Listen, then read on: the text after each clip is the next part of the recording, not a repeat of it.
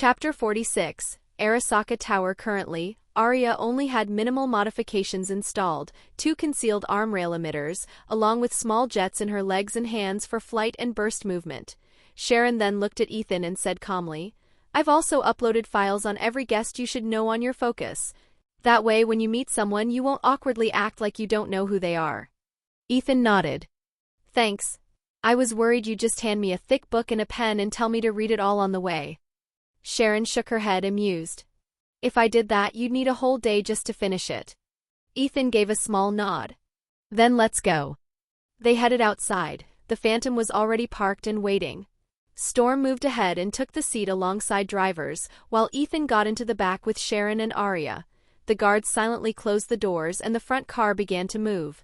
The convoy rolled out smoothly, 5 vehicles in total. 2 cars in front, Ethan's Phantom positioned safely in the middle, and 2 more following behind. No one would normally dare to mess with an Arasaka convoy, given its reputation. Still, Ethan knew the Marvel world never lacked idiots or reckless daredevils.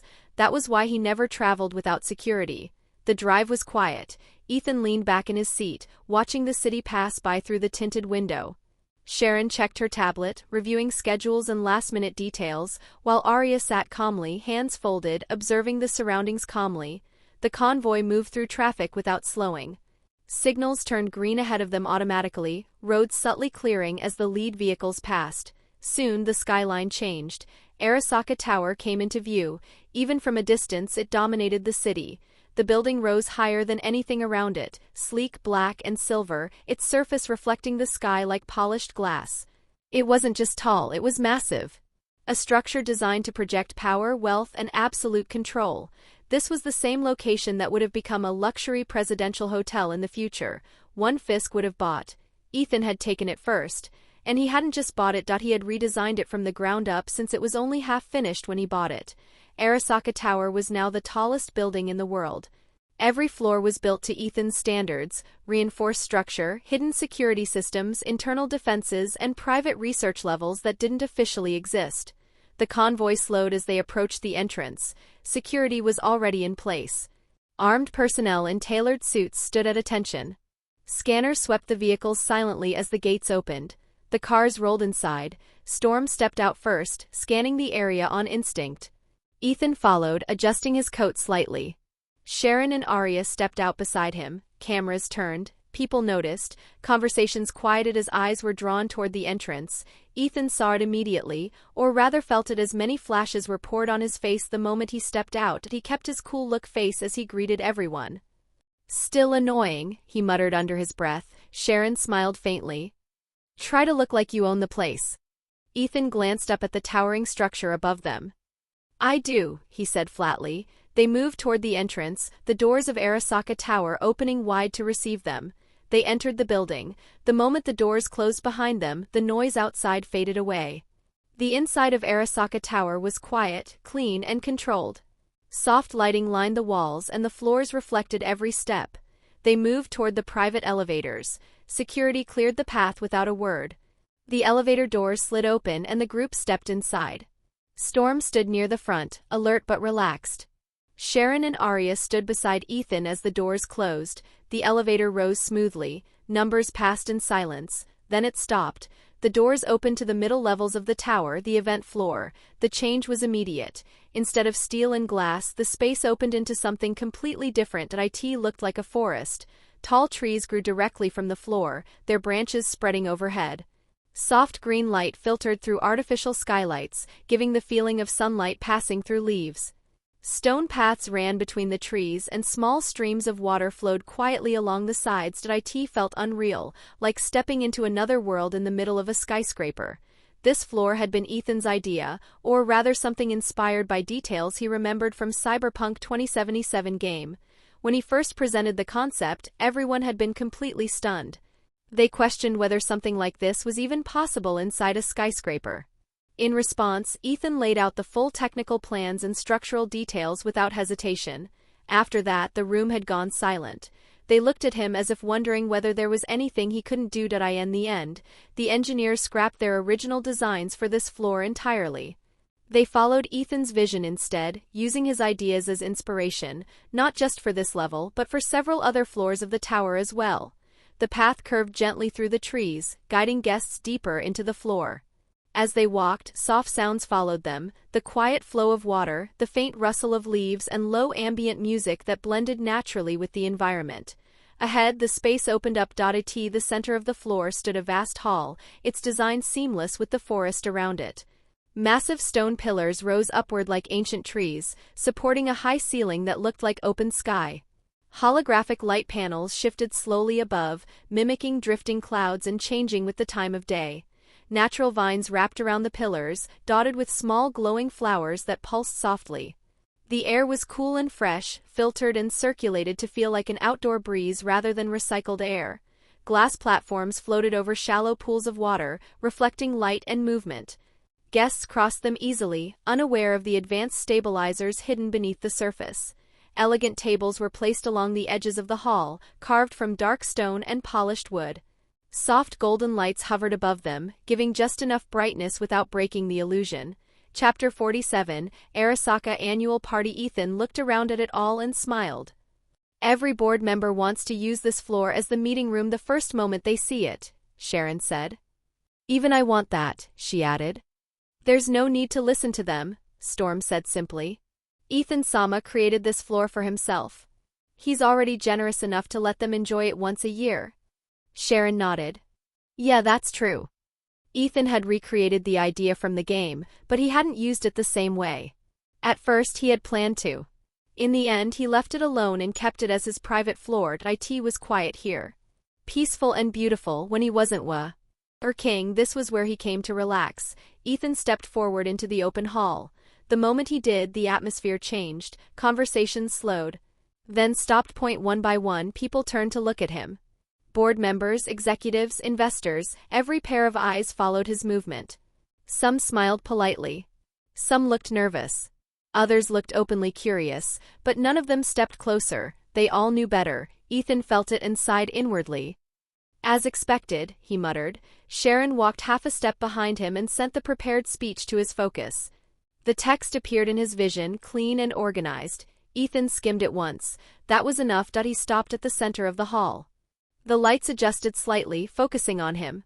The low background music faded. Ethan lifted his gaze and spoke calmly. Thank you all for coming. His voice wasn't loud, but it carried. This year has been productive. The screens behind him activated, showing graphs and numbers. Our net growth increased by 380% compared to last year. A quiet wave of shock passed through the crowd. Ethan continued without pause. Expansion projects were completed ahead of schedule. Security incidents dropped to 0. Research output exceeded projections in every division. More data appeared, clean, undeniable. Arasaka is no longer just keeping up, Ethan said. We're setting the pace. The room remained silent for a moment. Eyes stayed fixed on him, some shifting nervously, others studying every gesture he made. Ethan glanced at Sharon briefly. She gave a small nod. Everything was running smoothly. He continued. Our new branches are fully operational, and partnerships in emerging markets have already started showing returns. The projections for next quarter are strong and our growth trajectory is solid. Heads nodded, some taking notes, others whispering to their neighbors, but all still wary of stepping forward. Ethan let the data speak for itself. The numbers were clear, and no one could deny the results. He paused, letting the weight of the achievements sink in. Then he added, I expect all of you to maintain this standard. Arasaka doesn't just survive, it leads. Complacency is not an option. Murmurs ran through the crowd, but there was respect behind them. Fear, too, for those who had underestimated him. Ethan raised his glass slightly, the gesture calm but commanding. Cheers, he said, his voice carrying clearly across the hall, to another bright future. One by one, the board members, executives, and investors lifted their own glasses, mirroring his motion. Some smiled, some nodded, but all acknowledged the weight behind his words. The clink of glasses echoed lightly, and for a moment, the room felt unified, respect, agreement, and a shared sense of purpose filling the space. Ethan set his glass down, his eyes sweeping across the crowd. As always, he added, let's keep pushing forward. There's more to achieve, and I expect nothing less than excellence. Again, heads nodded. Conversation slowly resumed, but the energy had shifted. Confidence in leadership, and in Ethan himself, was clear. Sharon gave him a subtle smile. Arya simply observed, quiet but attentive. The room gradually relaxed, though a subtle tension still lingered. People began moving closer, taking the opportunity to speak with Ethan now that the formal speech was over. Thanks to focus, Ethan already knew who everyone was, even those he had never met before. Names, positions, affiliations, and key details floated quietly in his vision, allowing him to engage naturally. He nodded at one executive and greeted them by name. "Good to see you, Mr. Kuroda. Your department's quarterly report was impressive." "Thank you, Ethan-sama," the man replied, slightly surprised that Ethan remembered such details. Ethan's smile remained calm and measured, giving off confidence without arrogance. He moved from group to group, exchanging a few words with each person, some formal, some light-hearted, always polite. A few tried small talk, others offered congratulations on the results, and Ethan responded naturally, occasionally nodding or giving a small laugh. Sharon followed closely, providing subtle prompts when necessary, while Arya stayed slightly back, observing patterns and noting any potential concerns. By the time the mingling had begun in earnest, Ethan had greeted almost everyone personally. His presence was magnetic but controlled. People were drawn to him, yet none overstepped boundaries. He continued to move smoothly through the room, shaking hands, acknowledging compliments, and leaving a calm but undeniable impression of authority wherever he went. It was exactly the balance he wanted. Approachable yet untouchable, commanding respect while remaining in complete control. As the mingling continued, Ethan noticed small details, the subtle changes in posture, the quick glances between certain board members, the slight hesitation before someone spoke. Focus highlighted them quietly in his vision, giving him insight without needing to ask. He paused briefly near a small group discussing a new project. "I saw your proposal," he said calmly. "Good work. Make sure the implementation matches these numbers," he added, as they smiled and continued asking questions while Ethan answered. Finally, after some time, he found a moment of peace. He left the group and sat at the bar, ordering a drink. He felt his throat dry, his long hours of talking had left it parched. "Mr. Cliff, that was one hell of a speech," came an annoying voice. Ethan glanced to the side and saw Justin Hammer, the same Hammer from Iron Man 2. Ethan wondered what this clown wanted. A man who just copied others' weapons, often changing something that made the entire system unstable, but somehow still sold them. Now, with the US having lost the Stark contracts and Arasaka refusing to sell any weapons, Hammer had become the sole supplier for the US military. "Thanks," Ethan replied with a small nod, keeping his tone neutral. Chapter 48, Tony Stark. Ethan studied him for a moment. Justin Hammer, arrogant, flashy, always trying to make a name for himself. He had the resources, the ambition, and a knack for making a mess of things while somehow convincing people it was innovative. Hammer had made his fortune by undercutting competitors, copying successful designs, and adding improvements that rarely worked as intended. In the past, it had gotten him into serious trouble with Stark Industries, but now, with Tony out of the picture and Arasaka holding back its tech, Hammer was the go-to arms supplier for the US military. Ethan knew the type well, loud, ambitious, and dangerous, not because of skill, but because of sheer recklessness combined with money and influence. He took a slow sip of his drink, weighing his words carefully. "I suppose you're here to talk business," he said evenly. "Of course. Just think about it, Hammer and Arasaka together. We could be a sensa tie-in," Justin said in his usual boastful tone. "And what will I gain from it?" Ethan asked, keeping his face calm. "Come on, we both know I'm the sole supplier of weapons to the US military. With me, you get a huge amount of money," Justin said arrogantly. "I'm already earning it," Ethan replied simply. Before Justin could say anything else, Ethan added, "And the US military already came to me after Stark stopped selling weapons. You're just taking the crumbs I didn't even bother picking up, so stop showing off to me," Ethan said, cutting him off. Justin just looked at him, momentarily unsure how to respond. "I like your style, you got good humor," Justin finally said, though Ethan found the man's arrogance more annoying than impressive. Just then, a new voice interrupted. "I wonder what you two geniuses are talking about?" Tony Stark appeared, striding over with his usual swagger. Ethan looked at him while also subtly activating his focus's scanner, and instantly he saw it. The palladium running through Stark's system was slowly poisoning him, as he hadn't yet created a safe arc reactor with new element. "I don't know this guy," Ethan said simply before Justin could respond. "One whiskey," Tony ordered a nearby bartender. The man quickly poured a glass and handed it to him. Justin opened his mouth to say something, probably another boast about the deal or how they'd make headlines as they are all together now, but Ethan just shook his head slightly, cutting him off. "It was nice meeting you both," Ethan said calmly, giving no room for argument, then turned and walked toward another part of the hall.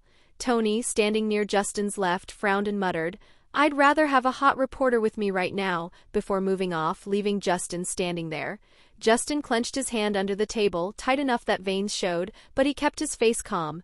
He knew there were cameras everywhere, and any overt reaction would be caught immediately. The tension in the room was subtle but noticeable. Ethan had just asserted control without raising his voice, and Hammer realized he wasn't going to get the upper hand this time. Justin looked back at Ethan as he walked away and muttered under his breath, "I can't touch you yet. But Tony, let's see what kind of face you make in the courtroom tomorrow, when they force you to hand over the Iron Man schematics to Hammer Industries." On the other side of the hall, Ethan and Tony crossed paths again. "That was a good call," Tony said casually. "That guy is good at nothing except making people wish they were deaf." Ethan gave a small chuckle. "I guess you're right." Tony glanced around, clearly impressed by the surroundings. "This floor is nice," he said. "Any chance you'd be willing to share the idea? I'm planning my own tower. I'd love something like a beach or open sea-style floor. Maybe even a spa level." Ethan looked at him calmly. "Sure," he said. "But how about you give me the arc reactor design?" Tony sighed immediately. "Forget it. I can help," Ethan added. Tony turned to him as he shrugged. "Help me build my tower? No thanks." "You're palladium poisoning actually," Ethan said calmly. "I can see it. If things keep going the way they are, it will end your life. Given your condition, I'd say you have less than 10 months. And that time is shrinking." Tony went quiet. After a moment, he nodded. "Maybe you're right," he admitted. "But I doubt you can help me." "I can at least try," Ethan said simply. Tony studied him for a few seconds, then exhaled slowly. "Let's talk later." Ethan nodded. "Whenever you're ready." Tony gave a short nod and stepped away, blending back into the crowd as if the conversation hadn't shaken him at all. But Ethan noticed it, the slight tension in his shoulders, the way his hand hovered near his chest for a second longer than usual, that he knew Tony was thinking about it. Ethan didn't push further. He had said what he needed to say. Sharon appeared beside him a moment later. "Can you help him?" she asked quietly. "I can," Ethan replied. "Or at least I can see if I can. But I'm confident I will be able to after I look at his arc reactor." Then he asked, "Does S.H.I.E.L.D. know about his condition?" "They do," Sharon said. "You saw the other secretary with Pepper. She's a S.H.I.E.L.D. agent." She uploaded an image to Ethan's focused IT was Black Widow. "Black Widow," Ethan said. "That's a pretty kick-ass name." "She is kick-ass," Sharon added. "One of the best spies we have." "So S.H.I.E.L.D. has the arc reactor design," she said. "It was his father's work after all. And he always said it was an incomplete design with palladium. He was trying to perfect it but never lived enough to complete it. S.H.I.E.L.D. can give me the Howard Stark's research." Ethan asked. Sharon nodded. "If it can save Tony, they will." Chapter 49, Power. Sharon nodded. "If it can save Tony, they will." Ethan looked at her. "Does S.H.I.E.L.D. want me to save Tony?" he asked. Sharon nodded again. "Yes. They want to help Tony Stark. He's the son of one of S.H.I.E.L.D.'s founders, someone who is extremely important to the organization." She paused briefly, then added, "Letting him die isn't an option for them." Ethan nodded slowly. "That explains it," he said. "But still, this has to come from him. I won't force myself into his life just because S.H.I.E.L.D. wants it." Sharon studied his face. "So if he doesn't ask?" "Then I do nothing," Ethan replied calmly. "I gave him the warning. That's enough. If he wants help, he'll come to me." She sighed softly. "You're stubborn." "I'm careful," Ethan corrected. "There's a difference. And I like to keep myself out of other people's business," Ethan added. Sharon looked at him for a moment, then simply nodded. Ethan turned to her and said casually, "By the way, I've prepared a gift for you." Her eyebrows lifted slightly. "HM?" You prepared a gift for me? What's the occasion? She asked, already somewhat knowing Ethan's gifts were usually gadgets he made for her and stormed that he lowered his voice. You can't tell anyone about this one. Not even S.H.I.E.L.D. Sharon's expression turned serious as she asked. Is it dangerous? Ethan nodded once. If it falls into the wrong hands, it very well could be. Sharon studied his face for a long moment, weighing his words. Then she let out a slow breath. All right, she said quietly. If you're telling me this much, I know you mean it. She glanced around the bar out of habit, confirming no one was close enough to listen, then leaned in slightly. So what is it? I'll show it to you when we're home, Ethan said. She nodded in agreement. By the way, how is the purchase going? Ethan asked, referring to the land around the Alaska Tower. He had instructed her to buy up as much of the surrounding area as possible. We're buying it steadily, Sharon replied. There's no opposition. We're paying double to everyone. Ethan nodded. I don't care about the money, he said calmly. Just get me all of it. Sharon nodded and asked, what do you plan to do with it? Expand the Arasaka Tower, Ethan replied calmly. Maybe add some scenery around it. Sharon accepted the answer with a small nod. It sounded ordinary enough, but in reality Ethan had far larger plans that he intended to reinforce the entire area with concealed defense systems, advanced weapons inspired by metallic war machines from Horizon, especially the Slaughter Spine. Arasaka Tower stood dangerously close to the future site where Loki would open the portal and summon the Chitauri army. When that day came, Ethan planned to reveal the true fangs of Arasaka, weapons and systems no one in the world even knew existed. That moment would mark a turning point. From then on, the world would change. Superpowers would stop being rare or hidden, especially after Jiaying released the Terrigen Mist. Inhumans would awaken across the globe, unlocking abilities that had been dormant for generations. And when that happened, attention would shift. Ethan knew many eyes would turn toward Arasaka. It was massive, wealthy, and visible, a prize everyone knew about. Even now, people watched it carefully. The only reason no one dared move was Storm's presence, keeping potential threats at bay. But power changed people. Give a madman abilities and sooner or later they would believe themselves untouchable. And when that happened, they would attack something big. The New York invasion would be Ethan's answer, and it would be a public display of strength. A warning. Proof that Arasaka's security did not rely on Storm alone. Anyone watching would understand that attacking Arasaka came with consequences they would not survive. After all, even Tony Stark had been targeted. His arc reactor technology had been stolen by the Vulture, and Stark was an Avenger, someone who fought in the Battle of New York itself. If his company could be attacked, then no corporation was truly safe. Ethan understood that reality well. That was why Arasaka would not merely defend itself, that it would make an example, that he also understood something else. Power always attracted attention. Once superpowers became common, chaos would follow. Some would become heroes. Others would turn to crime. And a few would decide the world owed them everything. Those people would look for symbols of power. Arasaka would be one of them. That was why Ethan planned ahead. The invasion would not just be a battle, it would be a message. Governments, satellites, and cameras around the world would see it clearly. Arasaka was not prey, that it was not protected by a single individual, that it was a fortress. Anyone who attacked it without understanding that truth would be erased before they even realized their mistake. No one is going to destroy my perfect second life, Ethan thought as he looked around the grand floor. Even after an hour, the party showed no sign of slowing. Guests still admired the architecture, their voices low, their eyes wandering in quiet awe. Ethan intended to keep Arasaka that way, untouched, unchallenged, and standing, for as long as he lived. It's a marvelous floor, Mr. Cliff. Ethan was pulled out of his thoughts as someone spoke beside him. Thank you, he replied with a polite nod as he turned to face Black Widow. She didn't waste time with small talk. Can you help with the arc reactor problem? She asked directly. Ethan studied her for a moment. Is S.H.I.E.L.D. really that desperate to save him? Yes, she answered without hesitation. Tony Stark, aside from his lineage, is a genius this world needs. Like you, he's someone S.H.I.E.L.D. values greatly. And he could be part of something bigger in the future. She paused, then added, you might be part of that future too, if you ever decide to build weapons like Iron Man's exoskeleton armor. Ethan raised an eyebrow slightly. And what makes you think I don't already have something like that? For a brief moment, Black Widow's expression shifted, subtle but noticeable. Chapter 50, Power 2. For a moment, Black Widow said nothing, then she gave a small, knowing smile. Figures, she said. You don't talk big, but you don't fall behind either. Ethan didn't confirm or deny it. I build what I need, he replied. Nothing more. Her eyes stayed on him, sharp and calculating. And if S.H.I.E.L.D. asked for access? Ethan shook his head slowly.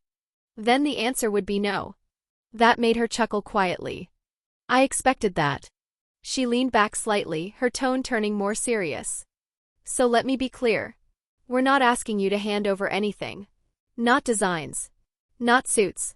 Just help Tony survive. Ethan looked toward the crowd for a second, then back at her. If he asks me himself, I'll help, he said. Until then, this conversation stays exactly where it is. Black Widow nodded. That's fair. She hesitated, then added, but if he does come to you, can you really fix it? Ethan answered without hesitation. Yes. That single word carried weight. She studied his face again, then turned her gaze toward the bar, where Tony was laughing loudly, glass in hand. I'll let him find his way to you, she said. Good, Ethan replied. Then I will surely help. They stood in silence for a moment, the noise of the party filling the space between them. Is there any chance you could build something for me? She asked. Like what? Ethan replied. She tilted her head slightly. Something like that watch, but more powerful. I'm a spy and an assassin. I could definitely use something like what you built for Coulson and the director. Ethan thought for a moment. I'll see what I can do, he said. But you'll have to pay for it. She smiled faintly. Of course. I'll pay just like S.H.I.E.L.D. paid for those 2 watches. She took a step back, then added casually, it seems like customers are starting to line up for you. With that, she turned and disappeared into the crowd. Ethan was about to take another sip of his drink when someone approached him. Nice meeting you, Mr. Cliff. Ethan turned and extended his hand. General Drake. It's a pleasure to meet you, sir, he said, shaking hands with the U.S. military's current weapons procurement supervisor. General Drake's grip was firm, practiced. The kind of handshake that came from years of command and expectation. I've heard a lot about you, the general said. Arasaka doesn't usually open its doors like this. Ethan gave a polite smile. First impressions matter. Drake nodded, glancing around the floor before lowering his voice. I won't waste your time. The military is reassessing its options. Recent events have shown us that relying on a single supplier isn't wise. Ethan already knew what this was about. Stark was stepping back. Hammer was unreliable. The gap was obvious. If you're asking whether Arasaka plans to sell weapons to the U.S. military, Ethan said calmly, the answer is no. The general raised an eyebrow but didn't look surprised. Straight to the point. I respect that. Ethan continued, Arasaka focuses on defense, security, and stability. We don't flood markets with weapons. Drake studied him for a moment, then smiled slightly. Funny thing is, that's exactly why people want you. He gestured subtly toward the crowd. Everyone here sees a company that isn't desperate. That makes you dangerous in a different way. Ethan didn't react. Danger is relative. The general let out a quiet breath. Then let me rephrase. If something big happens, something the world isn't ready for, would Arasaka stand aside? Ethan met his gaze, voice steady. No. But we won't act on orders either. Drake nodded slowly. Independent. Yes, Ethan said. Accountable. You must have heard of it, the general said. Ethan chuckled. You mean my reputation? The nerd who lives in his basement. The general laughed as well. Yes. I was actually prepared not to see you today, but here you are. I've also heard that not many in your company has even seen your face. Just the top executives. As I said, Ethan replied calmly, I'm an introvert. You don't sound like one right now, the general said. Ethan just smiled. Let's cut to the chase, General, Ethan said. What do you want? The general nodded. Tomorrow, the court will discuss the new weapon Stark has created. Tony Stark call it a safety measure, he continued, but who is he kidding? It has the military written all over it. We want it in our army, the general said. Just think how many lives it could save. He paused, then added quietly, and how many soldiers wouldn't have to give up their lives? Tomorrow, Justin Hammer will help us obtain that technology from Stark, the general said. Ethan nodded slowly. So you want me to help too, he said calmly. Just like Justin Hammer? The question hung in the air. Yes, the general said at last. Justin Hammer is useful, but it never hurts to have more voices on our side, especially one as influential as yours, Ethan Cliff. And why should I? Ethan asked calmly. The general narrowed his eyes slightly. Don't you care about the soldiers who lose their lives in war? As I said before, Ethan replied evenly, neither I nor Arasaka will ever be involved in weapons dealing. Surely you can make an exception for your country, the general said, leaning in closer. Then he added quietly, or are the rumors true, that more of your mother's blood flows in you than your father's? Ethan's eyes turned cold. The next second he chuckled softly. Funny, General, he said. You're talking about the father who left when I was a child? The general stiffened slightly. But let me assure you of something, Ethan continued, locking eyes with him. I will be there in court tomorrow. The general smiled.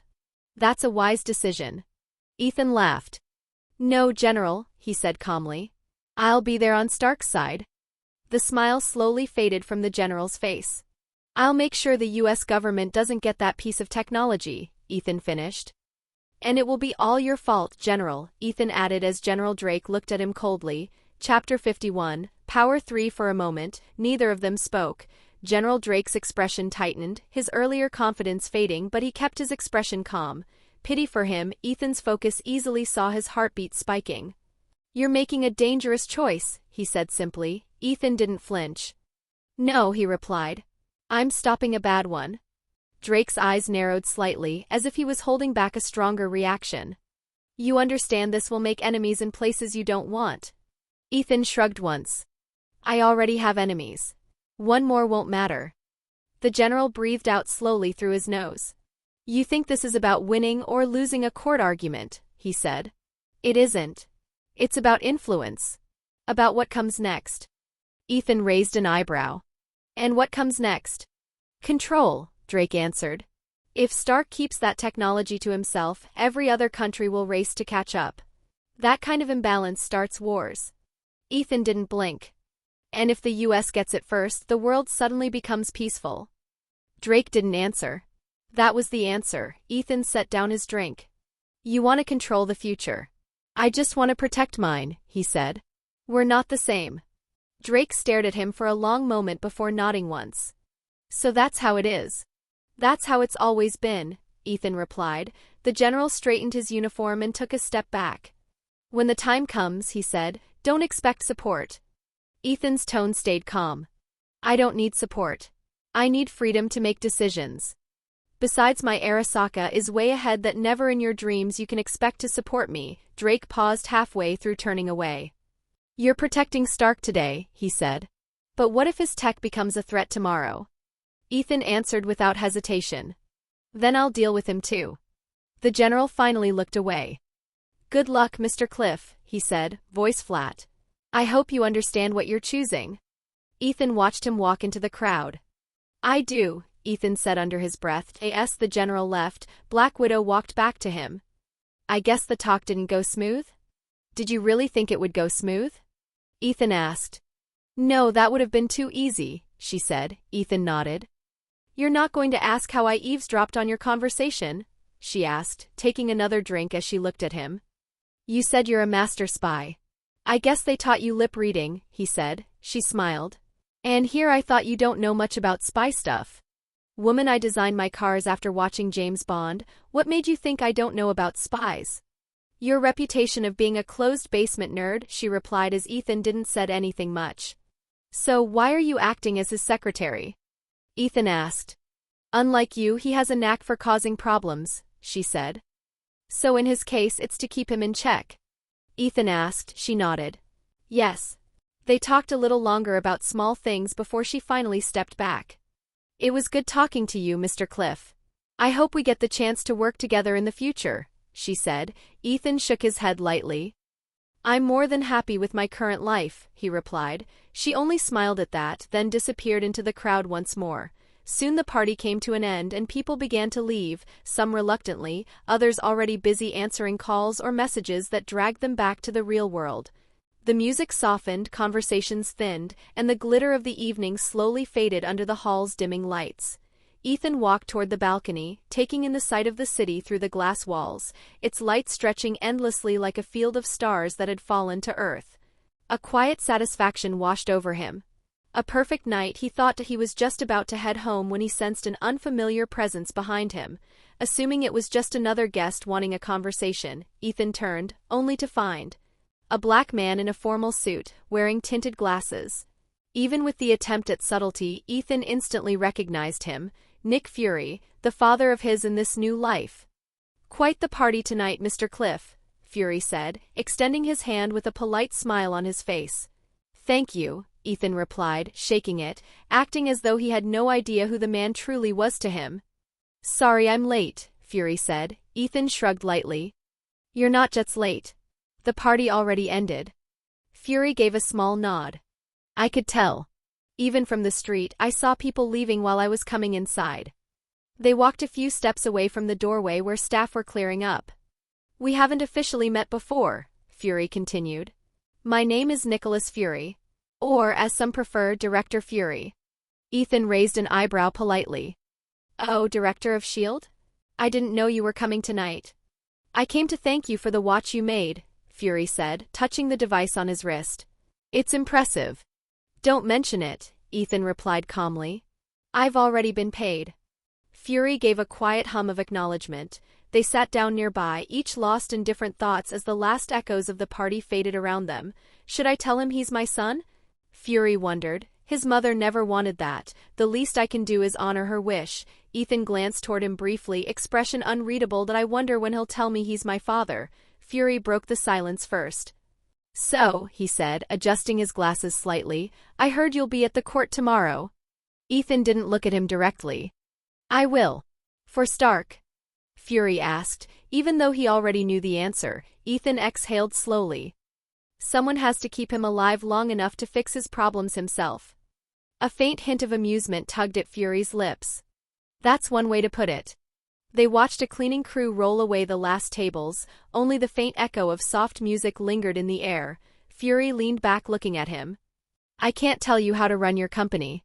You made that clear a long time ago." "Good," Ethan said, adding calmly. "Because I wouldn't listen anyway." And silence fell once again. Man, this is awkward, Ethan thought. Chapter 52, Power for the city. Lights slid across the windows as the vehicle pulled away from the venue. Ethan sat in the back seat, elbow resting on the door, watching reflections of neon and street lamps blur past like trails of light. Sharon Carter glanced at him sitting across him before clearing her throat softly. "So," she asked, keeping her tone casual, "how was Director Fury?" Ethan didn't take his eyes off the window. Serious. Too serious. And he talks like an elder giving life advice." Sharon gave a tiny amused huff. "That does sound like him." Ethan finally looked at her, brows slightly raised. "Was he close to my father?" Sharon blinked once, surprised by the question.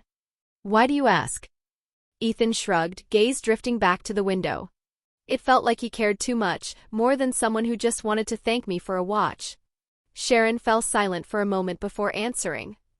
"I don't know," she said truthfully. "Even within S.H.I.E.L.D., your father's identity was sealed. Compartmentalized. I wasn't cleared to know anything about him."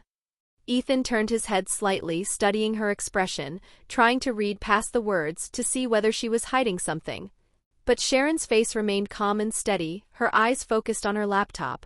Whether she was lying or not didn't matter much to him right now. "Did I wonder if she's lying or not?" Ethan thought, but he didn't say anything.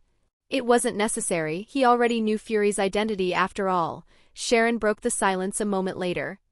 "By the way, what were you talking about earlier at the party?" she asked.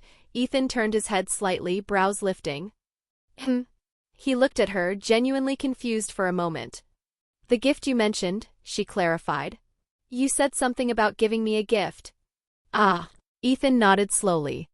"Yes. But you're aware you can't tell anyone about it, not even S.H.I.E.L.D., right?"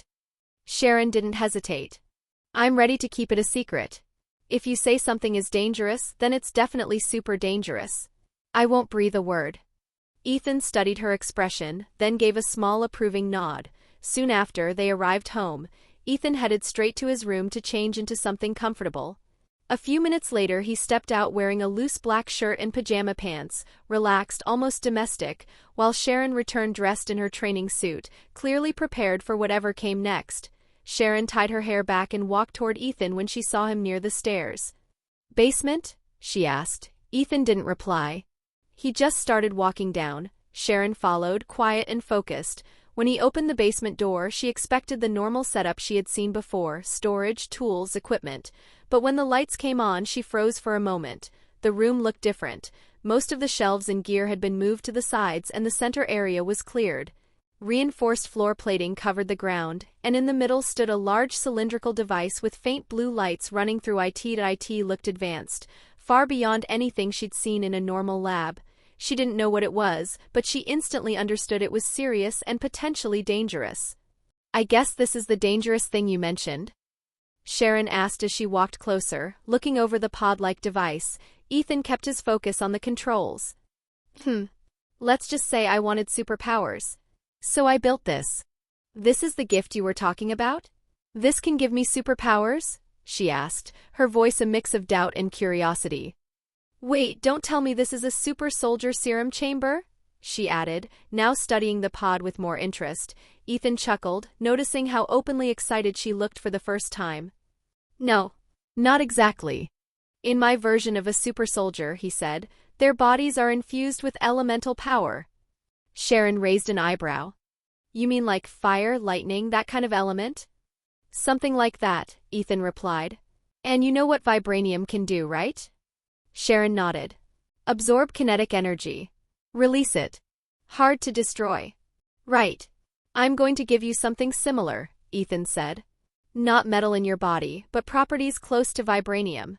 Toughness. Resistance. Adaptability." Sharon blinked slowly, trying to piece it together.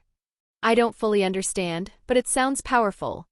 Ethan typed a final command, and the chamber doors slid open with a low mechanical hum. "You'll need to lie down inside," he said. "The process works better if your body is completely relaxed." Sharon stepped forward, placing her hand on the edge of the chamber. The surface felt cool, almost too cool. For a moment she hesitated, not out of fear, but because she understood this wasn't just training or tech. This was something that would change her body permanently. Ethan watched her expert. "Cyan. You can back out if you want. No judgment." Sharon shook her head. "I asked for this," she said quietly. "And I trust you." Ethan didn't smile, but his shoulders eased slightly, relief maybe. She climbed into the chamber and laid down, adjusting her position as padded restraints gently formed around her arms and legs. Ethan checked the readings on the monitor. Heart rate stable. Temperature normal.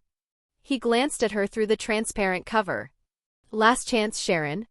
"And it's really fucking gonna hurt like hell." Sharon stared straight up, breathing steady. "Do it." "At S.H.I.E.L.D. we are trained to survive torture," she added. Ethan pressed the activation switch. The chamber sealed with a soft hiss, and faint blue light filled the interior, warm at first, then gradually shifting toward a deeper glow as the infusion sequence began. Ethan spoke through the intercom, his voice calm and steady. "It's starting now. 3, 2, 1, go." A faint purple gas filled the chamber, spreading around Sharon's body. At first, it only tingled against her skin. Then the sensation sharpened and her muscles tightened all at once. She screamed as the pain hit her like fire running under her skin. "Well, I did say it would hurt like hell," Ethan muttered, trying to keep his tone light even as her cries grew louder. Chapter 53, Reborn. Sharon kept screaming as the process continued. The readings on the monitor jumped higher and higher. Her heart rate was climbing way too fast. Ethan frowned, tapping the screen. "Damn, this is bad. At this rate she'll go into shock." He looked at her through the glass. She was shaking hard, teeth clenched, eyes squeezed shut from the pain. And she was talking about torture resistance. Ethan muttered under his breath, annoyed and worried at the same time. "This is way beyond that."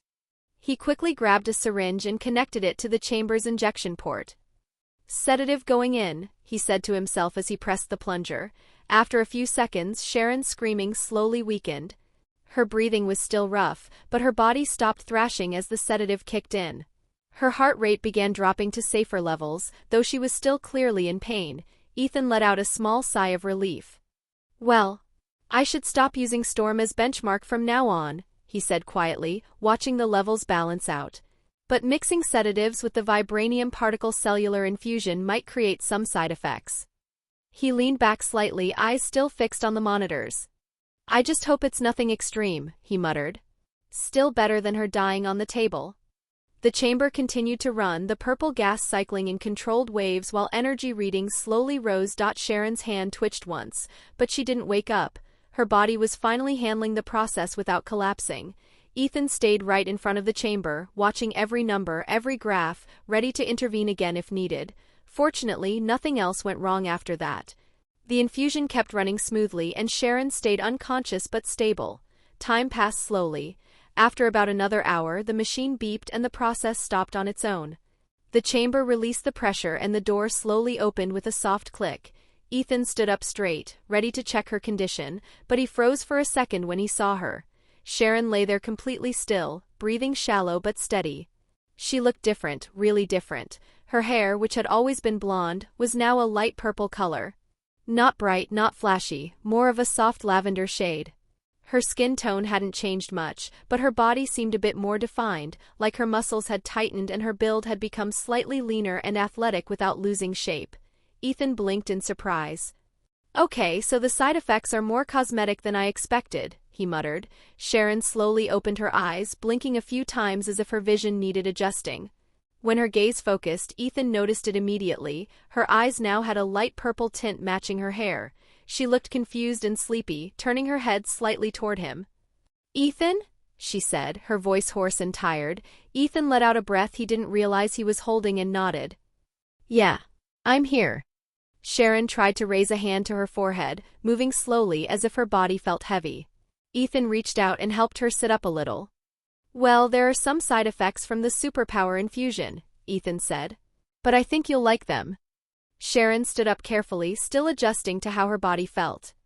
"What do you mean?" she asked. Her long hair fell forward over her face as she moved, making her push it back out of the way. The moment her fingers touched it, she froze, staring at the new color. Her hair wasn't blonde anymore. It looked like strands of neon lavender, giving off a faint shine under the lights. "Whoa," Sharon whispered, surprised by her own reflection in the polished metal surface of the chamber. "Told you you'd like it," Ethan said with a small smile. Sharon leaned closer to the reflection, brushing her now lavender hair aside. "Even my eyes changed color," Ethan nodded. "Yeah. That wasn't supposed to happen, actually. You weren't handling the infusion well, so I had to give you some sedatives. That caused the reaction." Sharon sighed and glanced at him. "You weren't kidding when you said it would hurt like hell." Ethan shrugged lightly. "I warned you." He stepped back from the chamber and crossed his arms. "So let's test what new abilities you got." Sharon nodded slowly, still touching her hair in disbelief, until Ethan picked up a handgun and raised it toward her. "Whoa." Look, if you've actually made it this far into the video and you're still here, come on then, hit subscribe. And honestly, if you think a friend of yours would like this, go on and share it with them. It really helps out. Right, I'm done. I'll get out of your hair now so you can get back to the good stuff. But seriously, stick around till the end. It's well worth it. "Hold on," she said quickly, raising her hand to stop him. "Can we maybe not start with real bullets?" Ethan rolled his eyes and swapped the magazine with a different one. "Fine. Rubber bullets this time." Sharon lowered her hand and took a steady breath. "Okay, that's better." "Okay, fire away." "At least it won't hurt as much as the infusion," Sharon said. Ethan nodded, aimed at her chest, and pulled the trigger. Bang, bang. With each rubber bullet that hit her, Sharon didn't flinch, but something else happened. Her hair and eyes began to glow brighter, as if the impact was charging them with energy. Sharon winced slightly and held her chest. "Ethan, I feel something building up inside. Like energy, something's coming out."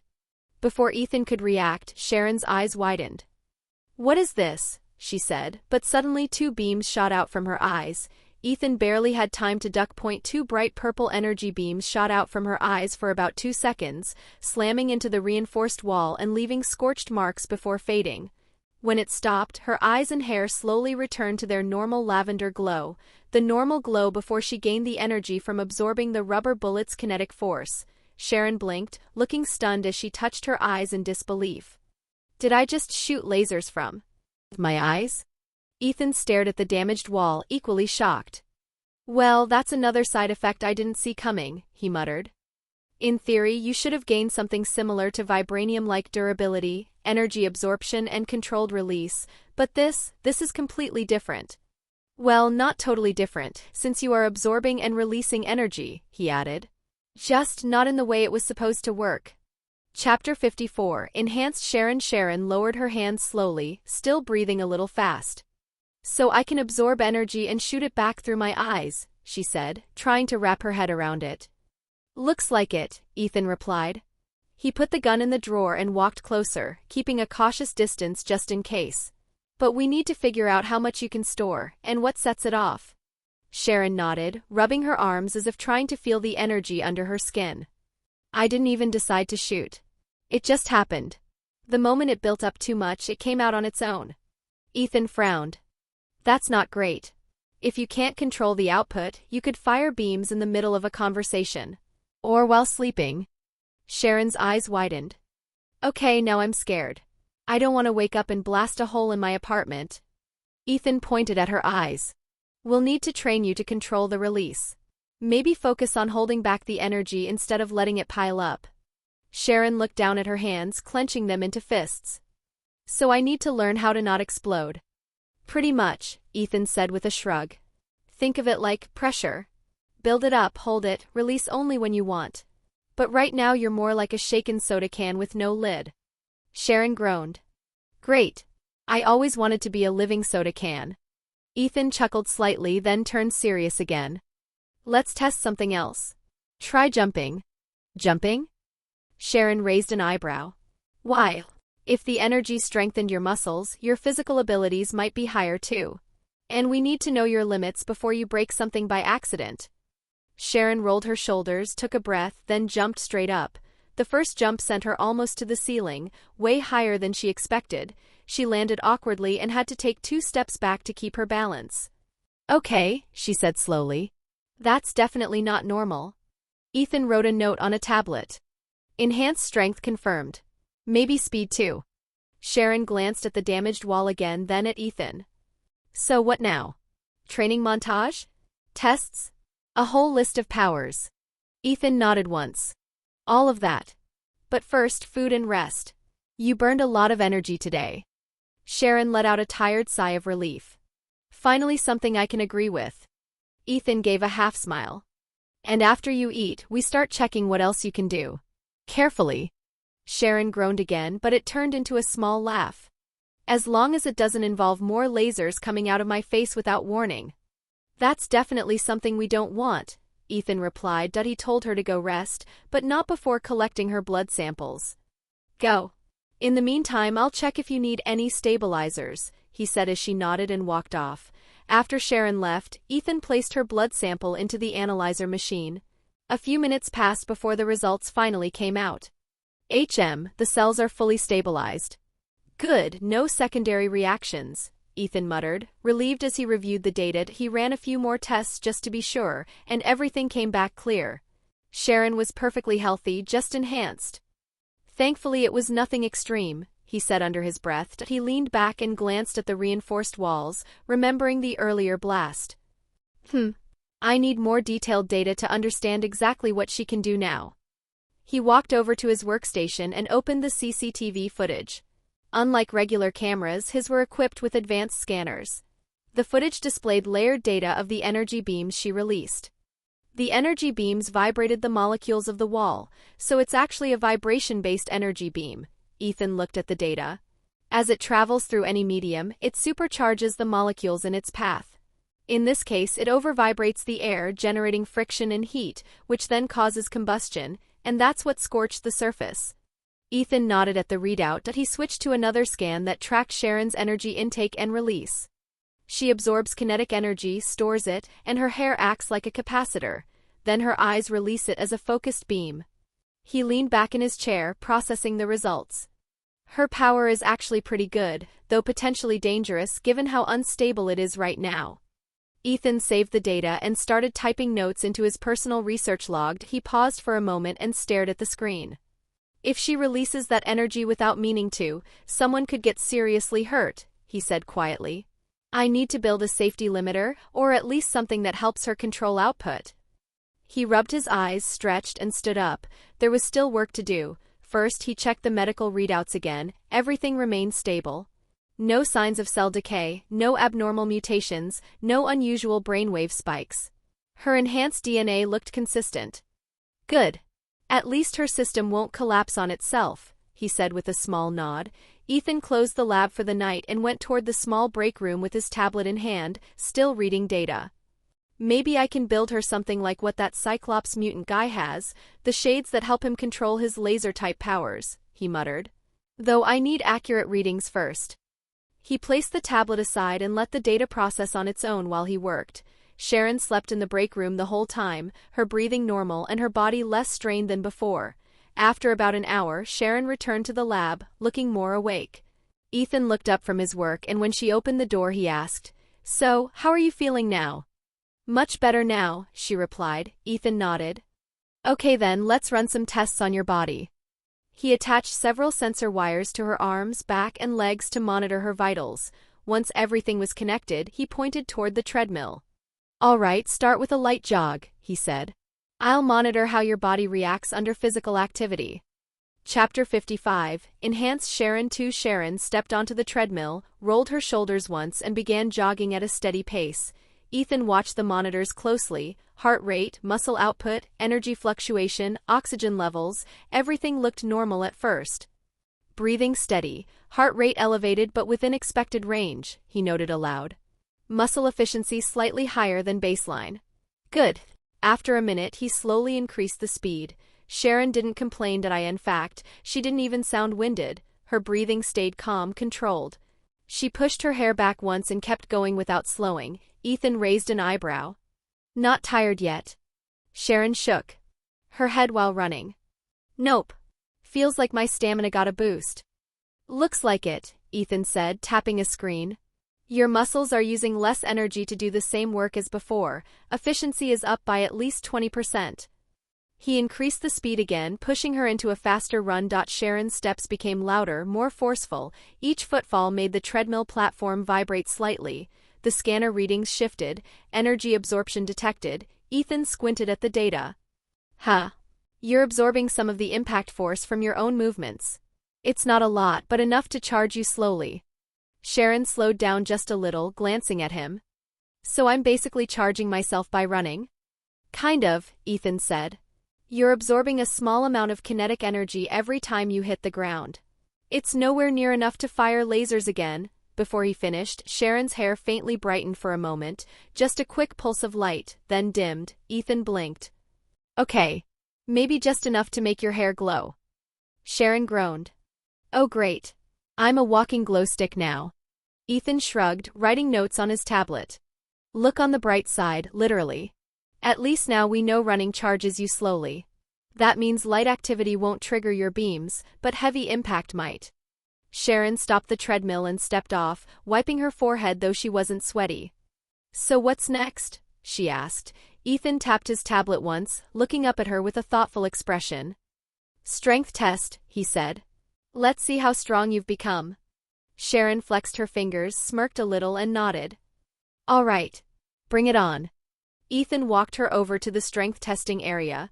There was a reinforced metal block connected to weight sensors, basically a machine that measured how much force someone could apply with a punch. "Okay," Ethan said, pointing at it. "Start with a normal punch. Don't go all out yet." Sharon nodded, took a stance and threw a straight punch. Thud. The machine beeped and displayed the number. Ethan checked the screen. "All right, that's already higher than your previous max. Try a bit harder." Sharon took a breath and punched again, this time with more force. Thud. The number jumped. Ethan raised his eyebrows. "Not bad. You just doubled your strength compared to before the infusion." Sharon looked down at her fist, impressed. That explains why the treadmill didn't feel tough. Yeah. And remember, Ethan reminded her, you're still absorbing some of the force you generate yourself. Meaning? Sharon asked. Meaning it's still not your max strength punch, Ethan said. You're holding yourself back without noticing. Sharon frowned. How do I stop that? Ethan thought for a moment. Try closing your eyes. She blinked. That's it? Closing your eyes helps you focus inward, Ethan said. Now, don't think about strength. Just feel your whole body. How you breathe, how your muscles move, the way your heartbeat spreads energy through you. Sharon nodded slowly. Okay. I can try that. She took a breath, closed her eyes, and focused like he said. Good, Ethan said quietly.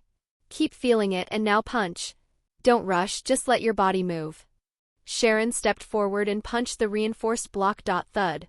The impact was stronger than before, almost the same as her last big hit. She opened her eyes again. I felt it, she said, tapping her chest lightly. I absorbed a bit of the energy. It went into my body, then I felt it in my head or hair. Ethan nodded, impressed. Well, that was faster than I thought it would take you to understand. So, I'm a fast learner? She smiled. Ethan shrugged. Maybe. Or the infusion made it fully part of your body.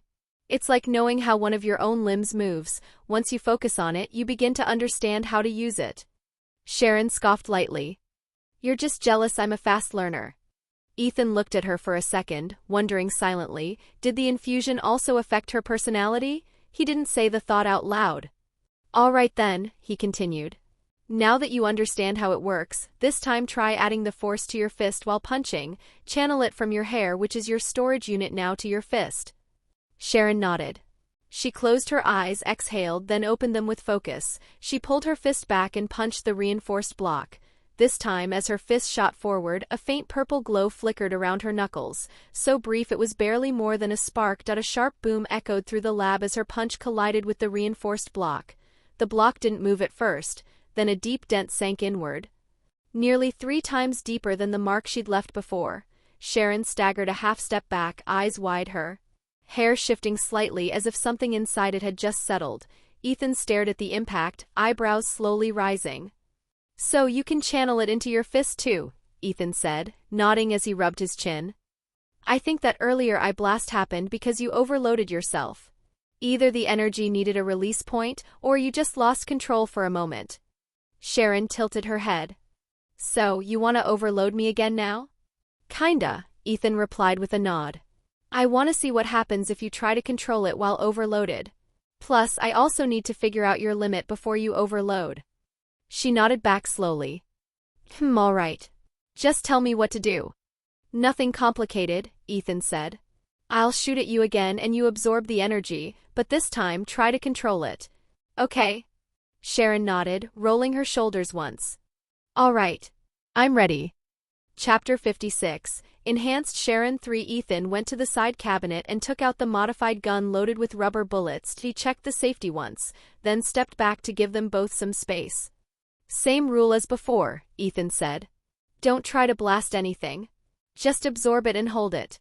He also activated the blue energy shield on his wristwatch. A thin barrier formed in front of him like a transparent wall. Sharon noticed and raised an eyebrow. You don't have to stand behind a shield, you know. I'm not blasting anything this time. It's just a precaution in case you lose control again, Ethan replied. He held the gun steady with one hand and kept the shield active with the other. Ready? I'm ready. Ethan fired. Bang. The bullet hit Sharon in the chest again as she didn't move at all.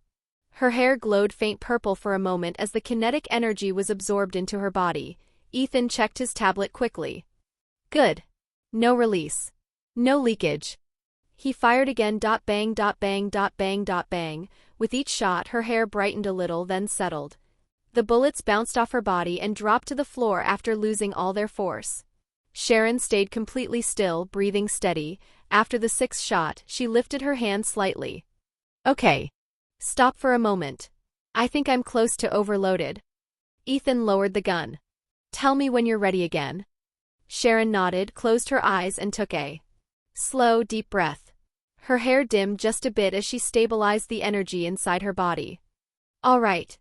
Go on, she said. Ethan raised the gun again and fired another set of shots. Bang. Bang. Bang. Bang. Bang. Bang. Sharon absorbed all 6 without flinching. Her hair glowed bright at the last one, but there was still no I-beam and no release. She opened her eyes and exhaled calmly. I can take more, she said. As long as I keep control. Ethan looked at the readings and nodded slowly. Yeah, you really can. But for safety, let's stop here, he added. Ethan lowered the gun and walked closer, keeping an eye on her hair in case it suddenly flashed again. How much energy do you think you're holding right now? Does it feel full? He asked. Sharon thought for a moment.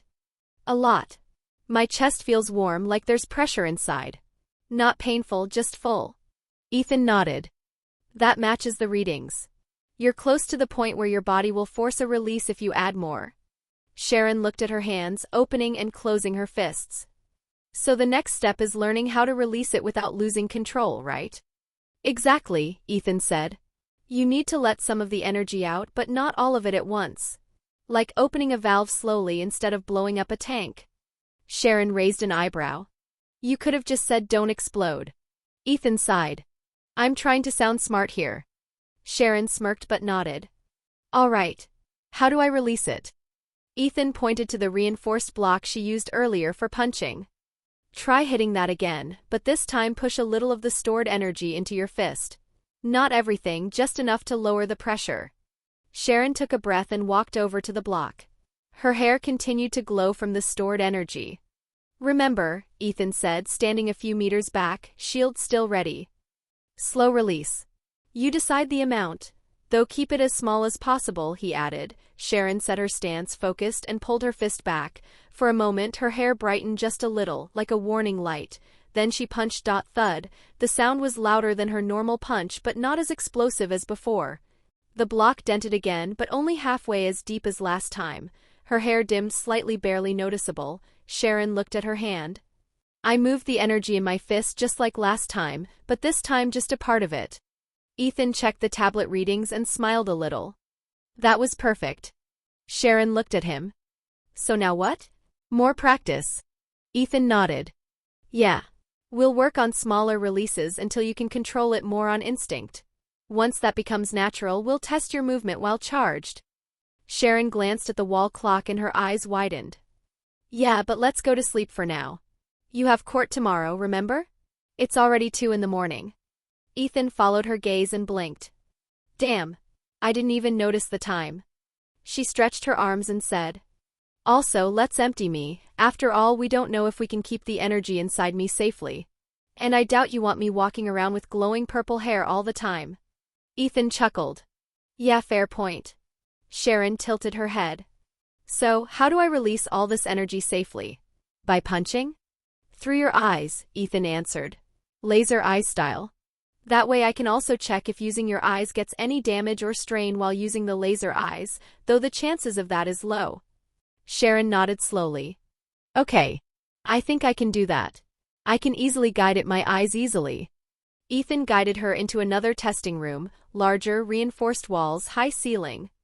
All right, he said, pointing to a large metal sphere placed on a pedestal in the center of the room. Aim at that target. It'll take whatever you throw at it. Sharon looked at it. What is that thing? Think of it as an energy sink, Ethan replied. If you fire at it, it'll safely neutralize whatever you release. Sharon nodded, stepping forward and taking a stance. Ethan, meanwhile, activated the energy sink, the capacitors taken from the slaughter spine of the Horizon universe. He could build an entire slaughter spine if he wanted to, but for now he had just put together this section to safely test Sharon's laser eyes and store the released energy for later analysis. Okay, you can fire now, Ethan said, stepping back a little. Sharon nodded and took position. A moment later, twin beams of purple energy burst from her eyes and slammed into the sphere. The force of the recoil snapped her head backward, the beam wobbling as her focus slipped. The laser began whipping around uncontrollably, striking the walls and ceiling before she managed to drag it back toward the target. Chapter 57. Court. The laser began whipping around uncontrollably, striking the walls and ceiling before she managed to drag it back toward the target. Stop! Ethan shouted, rushing forward and steadying her from behind before she stumbled. Try once more, he said gently, keeping his hands on her shoulders to anchor her. It's like firing a gun, brace yourself before releasing the shot.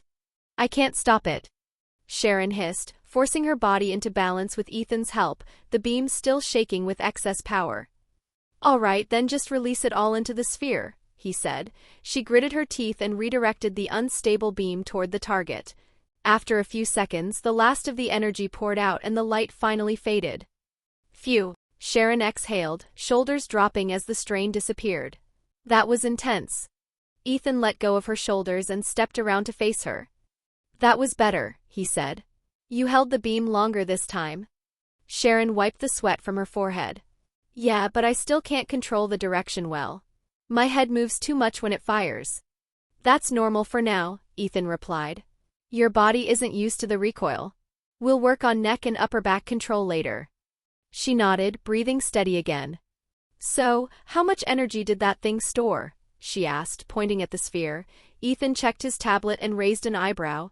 Enough to power a small building for a week. And that was just one release. Sharon blinked. Seriously? Seriously. He put the tablet away and stretched his arms. But that also means you need to learn control fast. If you fire like that in public, someone's getting hurt. Sharon looked down at her hands, then at the sphere. Yeah, I get it.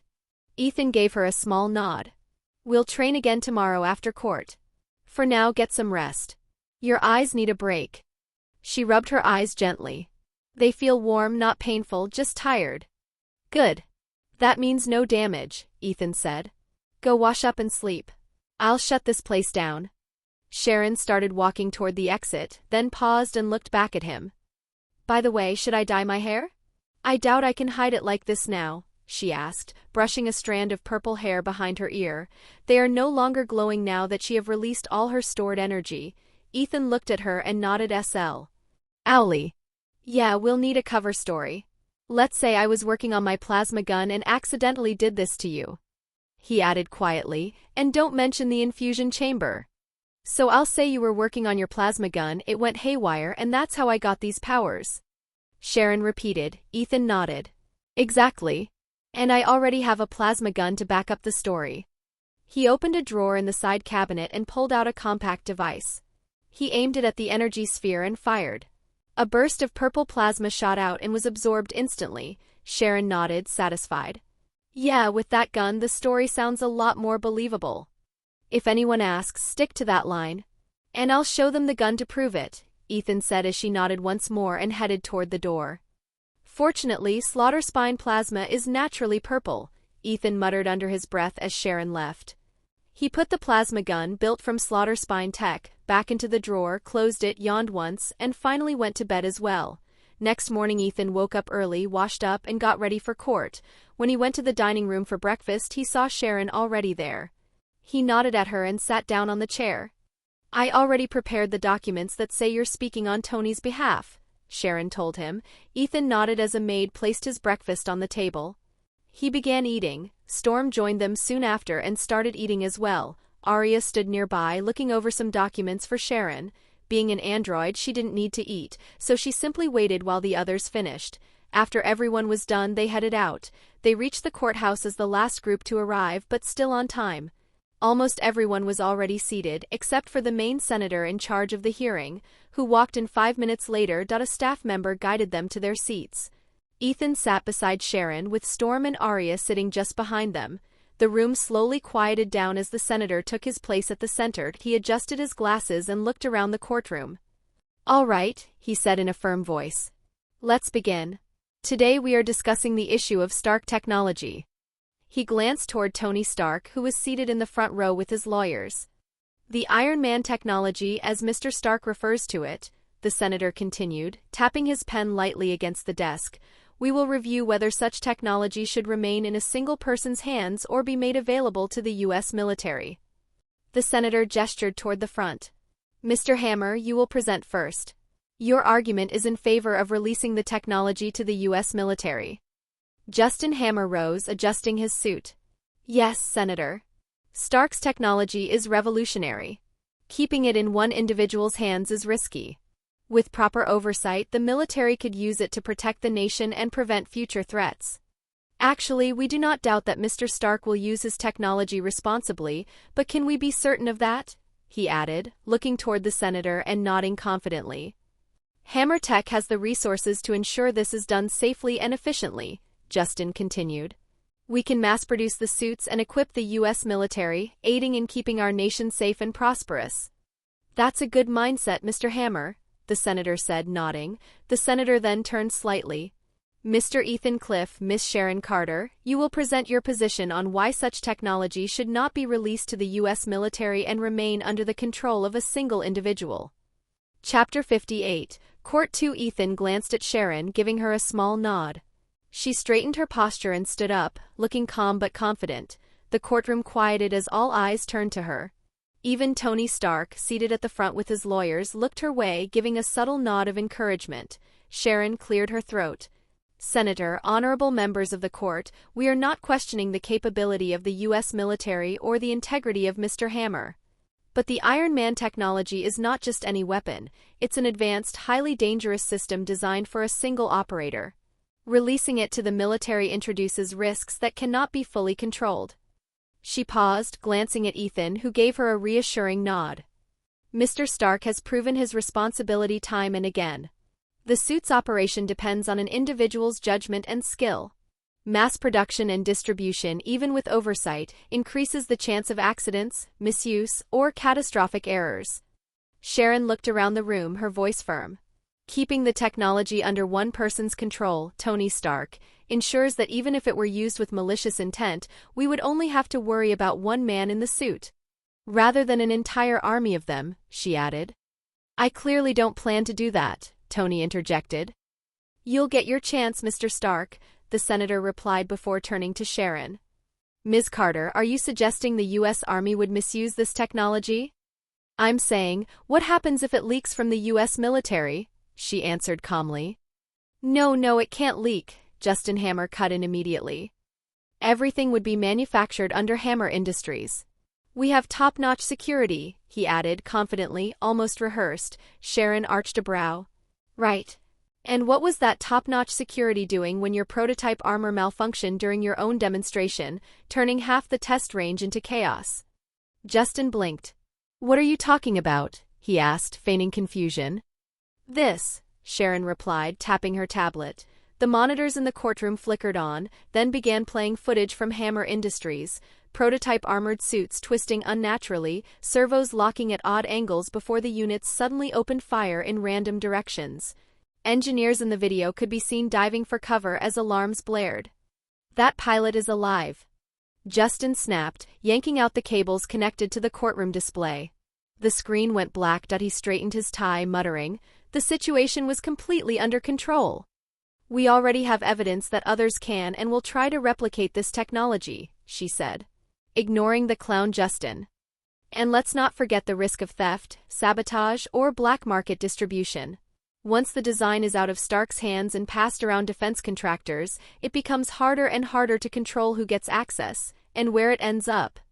She took a breath, then looked directly at the committee. I have to remind the court, Stark Industries once supplied the U.S. military. Yet those very missiles found their way into conflict zones across Asia and the Middle East, killing civilians. If conventional weapons can slip through the cracks, then Iron Man-level technology absolutely can as well. Her words hung heavy in the chamber. Silence followed, broken only by the faint scribbling of reporters in the back row. What if other countries succeed in creating their own Iron Man-level technology? We need our own Iron Man standard of deterrence, the senator said, and several people in the room nodded in agreement. Sharon responded calmly, if such a situation ever happens, I believe Mr. Stark is the one who would voluntarily assist the military in advancing their own defensive technology, when necessary. I stand by those words, Tony said firmly. He leaned forward slightly, voice steady. If a day ever comes when someone develops armor that can rival mine, I'd have no issue supplying the military with what they need to match that threat. Until then, I don't think we need to panic or rush into handing everything over. Tony shrugged casually. Given everything we've seen, I think Justin is still about 100 years away from getting a prototype to walk properly, let alone compete with Iron Man. The senator's gaze shifted. And what about you, Mr. Ethan Cliff? Surely you can disprove Mr. Stark's claim that no one else can develop Iron Man-level technology. Ethan stood up slowly, stretching as if he'd just woken from a nap. Can we wrap this bullshit up? I've got better things to do today. Sharon immediately covered her face with her hand. The senator straightened in disbelief. Excuse me? You think having representatives from nations discuss a serious issue is bullshit to you? Ethan tilted his head, expression unmoved. Nah. That isn't bullshit. What is bullshit is having a corrupt guy like you sitting here pretending this is about national security. A few people gasped. Someone asked, what did he just say? Ethan pulled a small device from his pocket and tossed it onto the table. Seeing this, many guards aimed their gun at him. Relax. It's just a portable projector. I would have used the courtroom monitor, but someone, he looked pointedly at Justin, decided to yank the cables out and no one stopped him. Sharon tapped rapidly on her tablet, syncing the device. The projector flickered to life, displaying a video, the senator golfing alongside Justin, followed by detailed and clear footage and full conversations implying private deals to acquire Iron Man technology and then sell it via black market while he and Justin will split the profit evenly. As senator nodded, saying he will make sure Hammer Industries get the Iron Man tech. The video then continued to move in loop, showing it again and again. The senator immediately barked, "Turn that off!" Justin paled and rushed forward, trying to smash the small device, but Ethan spoke calmly, looking at him. Go ahead. Destroy it. We'll just upload everything to social media after the hearing anyway. Ethan yawned and started walking toward the exit. Anyway, that's my answer. Enjoy your hearing. Reporters immediately surged toward the device. A few even blocked Justin's attempts to grab or damage it, cameras rolling as he failed repeatedly to destroy it. Tony watched the chaos unfold, eyebrows raised. Well, that went way easier than I expected, he muttered, before casually turning and heading out as well. Chapter 59, Monaco. Outside the courthouse, Ethan was waiting near the steps, hands in his pockets, waiting for his car. Tony approached him, slowing to a stop. I didn't think you'd help me, Tony admitted. Ethan glanced at him, expression unreadable. I didn't. Tony raised an eyebrow. Ethan shrugged. Someone tried messing with me last night at my own private event. They thought they could get away with it. He turned to look Tony in the eye. So today wasn't about helping you. It was payback. And I don't do half measures. Tony exhaled through his nose, a faint smile tugging at his lips. Still feels like you helped. Ethan didn't answer. He simply walked off as his car pulled up, the door opening automatically. Tony watched Ethan walk away, shaking his head. Strange guy. You could at least say thank you, Pepper said as she stepped beside him. Tony shrugged. I'll send him a gift. Pepper raised a brow. A gift? Tony nodded. Yeah. Invite him to the Monaco event we're attending. That should count. Pepper gave a small nod in agreement as they headed toward the exit. Ethan's car rolled through the city traffic, heading back toward his building. Sharon sat beside him in the back seat, arms crossed, watching him with a tired look. It was good we had that video, Sharon said after a moment. But can you please be a little less blunt next time? It could have turned into a total disaster. Ethan leaned his head back against the seat and exhaled. Maybe, he replied. But that guy is eventually going behind bars anyway. Why should I show respect to someone who doesn't deserve any? Sharon rubbed her forehead. Still, subtlety wouldn't hurt. You almost gave half the room a heart attack. Ethan smirked slightly. If they can't handle a projector and some truth, they shouldn't be making national decisions. Sharon leaned back and narrowed her eyes at him. By the way, where did you even get that video from? She asked, curious. Ethan didn't hesitate. From Justin himself. He kept the recordings stored so he could use them later, either as leverage against senators or as proof if a deal went bad. He paused, then added, when I hacked his company, I found the files along with a lot of his dealings with military officials and other shady contacts. Sharon let out a low whistle. So what do you plan to do now? Ethan looked out the window, calm as ever. Eat up Hammer Industries. Take it over. Sharon nodded slowly. With the secrets you're sitting on, that won't be hard. Ethan gave a small shrug. Exactly. I will get all things done, Sharon said as Ethan nodded as rest of the journey went by calmly. As soon they were back at Ethan's mansion. Just as they stepped into the entrance hall of Ethan's mansion, one of the guards walked over and saluted. Sir, a delivery came for you while you were out. It's from Stark Industries. Ethan took the envelope without reacting much. Sharon, standing beside him, instantly recognized the classy gold trim and the Stark seal. She smirked. Let me guess. Tony wants to say thank you. Ethan tore the envelope open. Inside was a formal invitation to the Monaco Grand Prix, signed by Tony and Pepper. He let out a tired sigh as they continued walking deeper into the house. I'm busy. Machines to finish, systems to test, Hammer Industries to break apart. I don't have time to dress up and watch rich people pretend they like each other. Sharon rolled her eyes, following close behind. Ethan, you can't stay buried in your lab forever. Go outside. Talk to people. Touch grass. Ethan gave her a blank look. I touch metal. It's better. Sharon stopped in front of him and crossed her arms. You know what I'm saying. You barely sleep, you work non-stop, and I have never seen another woman anywhere near your lab. Ethan blinked slowly. What does that have to do with anything? Sharon raised her hands dramatically. It means you're becoming more machine than man. And Tony has a social life. But you? You disappear for days and come back looking like you fought a reactor with your bare hands. She sighed, then said more seriously, You need a girlfriend? Ethan stared at her as if she'd just spoken another language. And this helps me how? Sharon placed a hand on her hip. Because a girlfriend would drag you out of that lab at least once in a while and force you to interact with the world. You need a life outside of metal and wires. Ethan blinked once, then replied dryly, You're talking like an Asian mom who wants grandchildren already. Sharon shrugged without shame. You are part Asian, so I thought I'd act like one. Ethan rolled his eyes and turned away, clearly done with the conversation. As he started walking, Sharon called after him, I'm booking blind dates for you. Ethan almost tripped. Hey, no. I don't need that. Sharon ignored him completely. Yes, you do. And let's start with Monaco.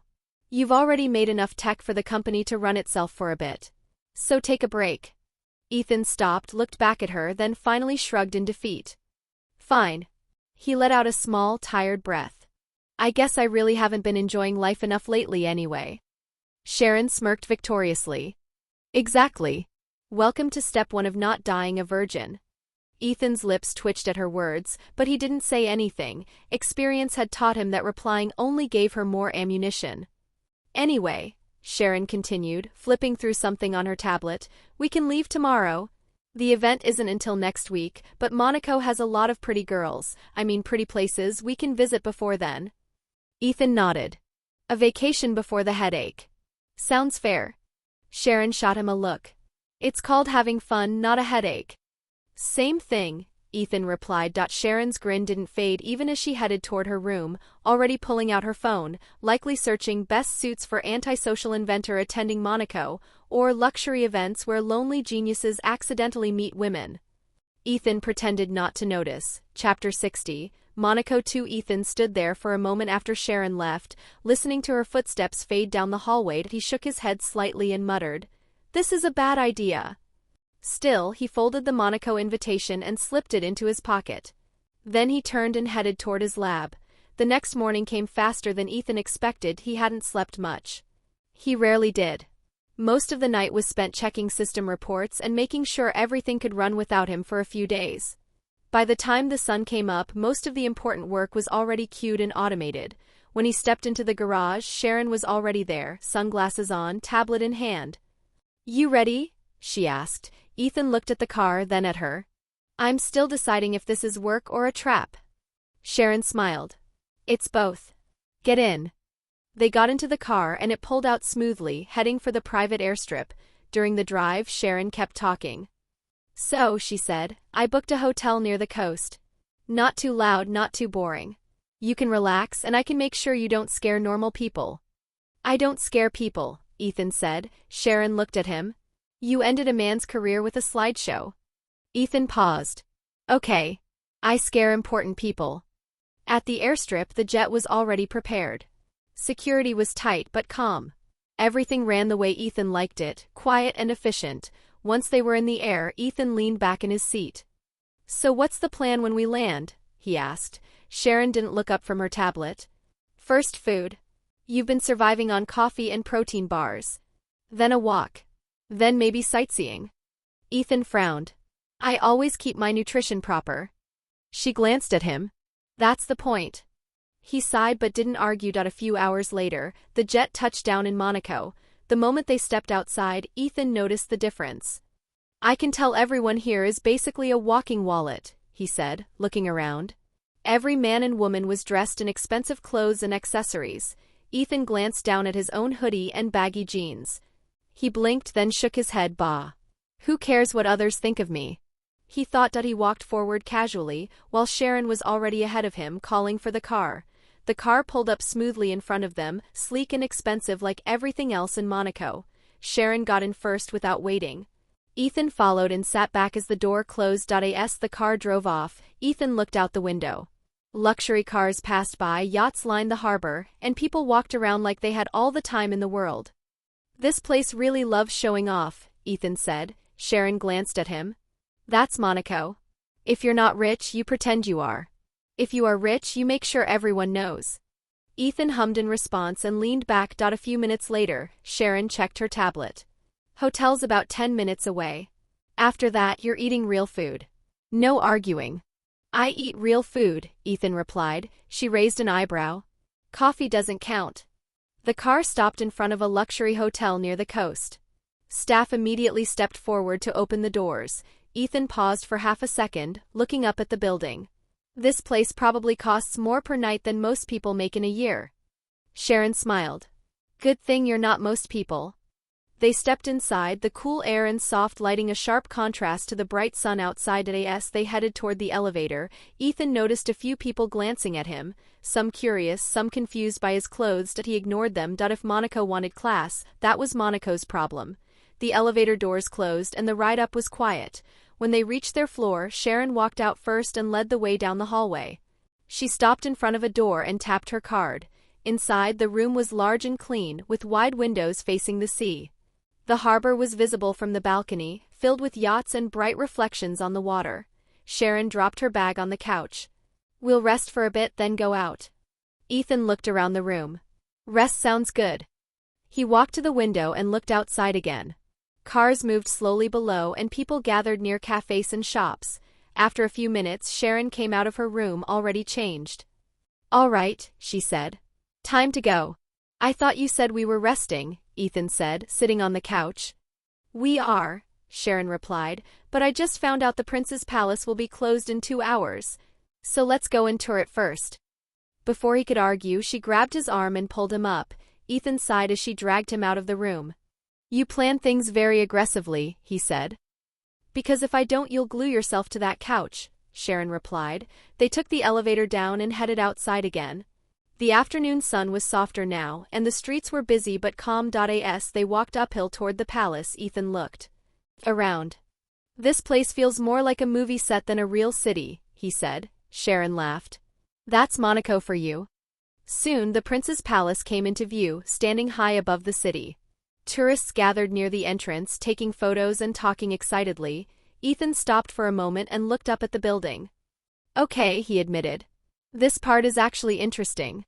Sharon smirked. See? I know what I'm doing. They joined the line and moved forward with the crowd, the city stretching out below them. The line moved slowly, giving Ethan time to look around.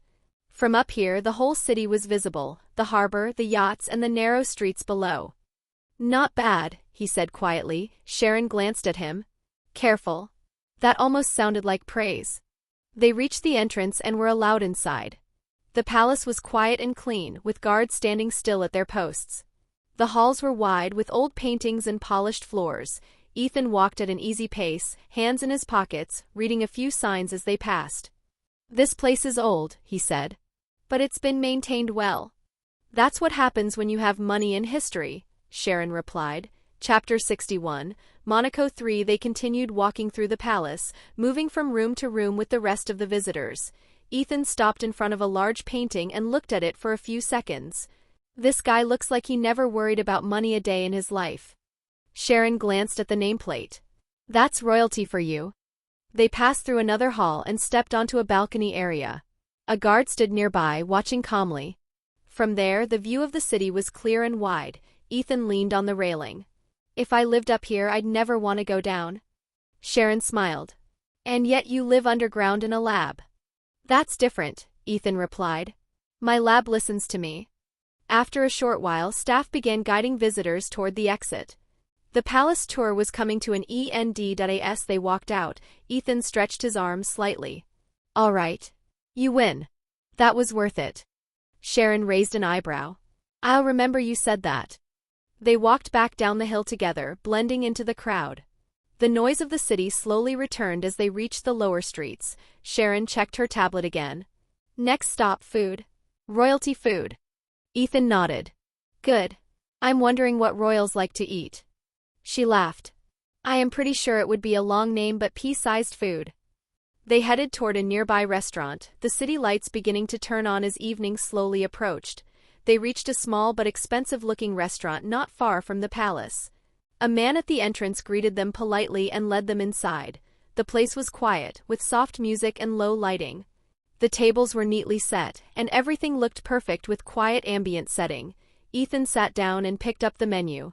He stared at it for a few seconds. Why does everything have a paragraph under it? He asked. Sharon leaned over to look. Because it's fancy. The longer the description, the smaller the portion. Ethan sighed. I just want something that fills me up. When the waiter came over, Sharon ordered confidently. Ethan pointed at one item on the menu. I'll have this, he said. The one with chicken. The waiter nodded and walked away. While they waited, Ethan looked around.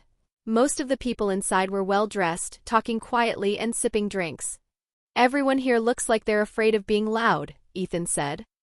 That's called class, Sharon replied. That sounds exhausting. The food arrived a few minutes later. The plates looked nice, but the portions were small. Ethan stared at his plate. You weren't kidding? Sharon smiled. Just eat. He took a bite, then paused. Okay. This actually tastes good. See? She said. After a few minutes, Ethan finished his plate and leaned back. I'm still hungry, he said. Sharon laughed. We'll get normal food after. This is just for the experience. Ethan nodded. Good. Because if this is how royalty eats every day, I don't blame them for being thin. Sharon signaled for the check, and a moment later the waiter returned. After everything was settled, they stood up and headed outside. The night air was cooler and the streets were brighter now, filled with lights and movement. Music drifted from nearby bars and people laughed as they walked past. Ethan took a deep breath. Okay. This part one like more. Because it feels alive, Sharon said. Because I can hear people, Ethan replied. They walked along the harbor, the water reflecting rows of lights from the yachts. Ethan slowed his pace, hands in his pockets.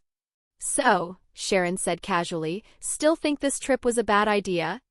Ethan thought about it for a moment. It's tolerable. She smiled. High praise.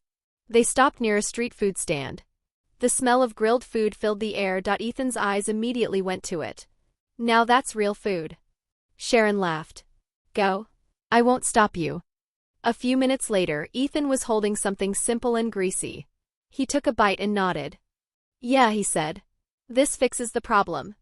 They stood there eating, watching people walk by. This area felt more normal without the overly classy crowd. The noise and chatter blended together, and for once it didn't bother Ethan too much, even though he was an introvert who usually preferred staying in his basement lab. A whole week passed like this. They visited different places, walked around the city, ate out, and explored. Unlike what Sharon had expected, no woman managed to catch Ethan's attention. And now they had finally arrived at the venue where the party was being held, the event Tony had invited him to. The building was large and bright, with luxury cars parked outside and security stationed at the entrance. Well-dressed guests walked in and out, laughing and talking. Ethan stepped out of the car and looked at the place. So this is the headache, he said. Sharon adjusted her hair. Don't worry, it won't be too bad. You don't know, Ethan replied. They handed over their invitations and were allowed inside. Music played softly in the background, and the room was filled with people talking in small groups. Ethan scanned the room once, then sighed. I can already see many reporters, Sharon smiled. Well, it's a grand event where top figures are gathered here. Tony spotted them a moment later and raised a hand as he walked over. Ethan, Tony said, grinning. You actually came. Ethan looked at him. You invited me. I showed up. Don't read too much into it. Tony laughed. Fair enough. Drink? Ethan shook his head. I'll pass. Tony blinked. Wow. You don't drink? I do, Ethan said calmly. Just expensive, well-aged wines. The kind that actually taste good and don't ruin your body. Tony laughed. Well then, you're in luck. They arranged this place to meet everyone's demands. He led Ethan to the bar where the bartender looked up at them. Leroy Musigny Grand. Crew, Tony said without hesitation. Ethan nodded slightly when he heard the name. The bartender's expression remained calm. He gave a respectful nod and turned around to retrieve the bottle. You gentlemen have fine taste, he said as he carefully placed it on the counter. Tony nodded as he looked at Ethan. What do you think? Ethan shrugged. It seems good. The bartender poured 2 glasses slowly and slid one toward Ethan. Ethan lifted the glass, took a small sip and paused. Good, he said. Chapter 62, Monaco 4. Ethan took another small sip and then set the glass down. Tony smiled. See? Worth coming, right? Ethan didn't answer. His attention shifted as a few people nearby started whispering and looking his way. It didn't take long. A reporter approached him, microphone in hand. Mr. Ethan, may we ask you a few questions? Ethan sighed quietly. Keep it short. That was all the permission they needed. More reporters gathered, cameras clicking. There are rumors Arasaka is expanding into aerospace and defense, one asked. Ethan replied calmly, rumors exist because people talk too much. Another reporter jumped in. What about Hammer Industries? Any comments on the recent instability? Ethan looked straight at them. Companies fall when they're built on bad foundations. But recently Justin Hammer was released, another reporter said. He claimed it was his plan to expose the corrupt senator, and that's why he recorded the conversation in the first place. Ethan looked surprised. He paused for a moment, then shrugged. Well, I guess he's a good guy. Cameras clicked rapidly as more and more questions were thrown at him. Across the room, Justin Hammer noticed the attention and looked toward it, spotting Ethan. A moment later, he smiled and walked over. Ethan, Justin said, holding a drink. Didn't expect to see you here. Ethan glanced at him. Likewise. Justin laughed confidently. Enjoying Monaco? It's loud, Ethan replied. Totally not my cup of tea. Justin nodded. That's the charm. They stood there for a few seconds, the tension obvious. Reporters watched closely. Justin spoke again. Maybe we should talk sometime. Business. Ethan met his eyes. We'll see. Justin took the hint and moved away. Sharon, watching from nearby, shook her head. It's not that easy to take down people like him. It doesn't matter to me, Ethan said flatly. He can't do anything to me. Not long after, Tony returned, clearly excited. Hey, he said, leaning closer. After the party, there's a private track event. Some demo runs. You should come. Ethan frowned. Track event? Yeah, Tony continued. F1 cars. Just a few laps. You'd love it. Ethan immediately shook his head. No. Tony blinked. No, I don't know how to drive an F1 car, Ethan said. And it's too risky for my taste. Tony laughed. You're too cautious. You should enjoy life a bit.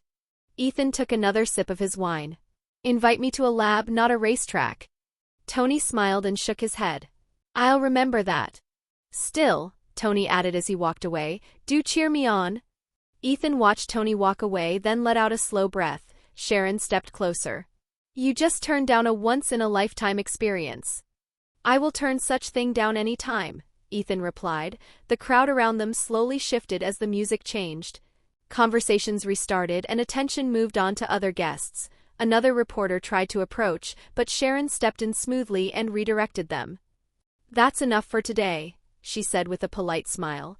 Ethan appreciated that more than he said. He finished the rest of his wine and set the glass on a nearby table. I think I've had my fill of social interaction. Who's that? Sharon was about to say when someone nearby pointed at a large screen. Ethan looked up and saw the broadcast. Whiplash. His eyes narrowed slightly. I remember now, he thought. There was this scene in Monaco. This is where Whiplash Ivan Vanko attacked Tony. He immediately turned to Sharon.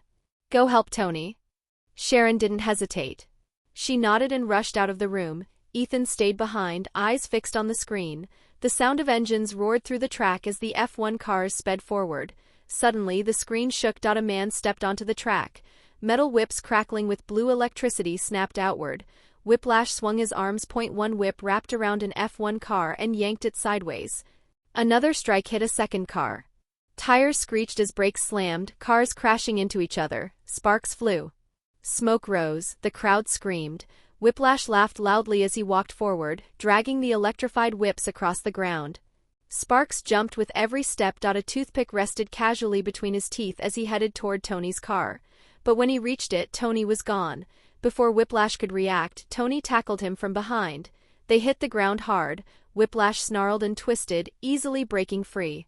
His arms snapped outward and the electrified whips lashed through the air.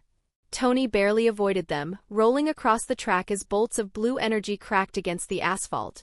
The whips slammed down again and again, carving glowing lines into the ground.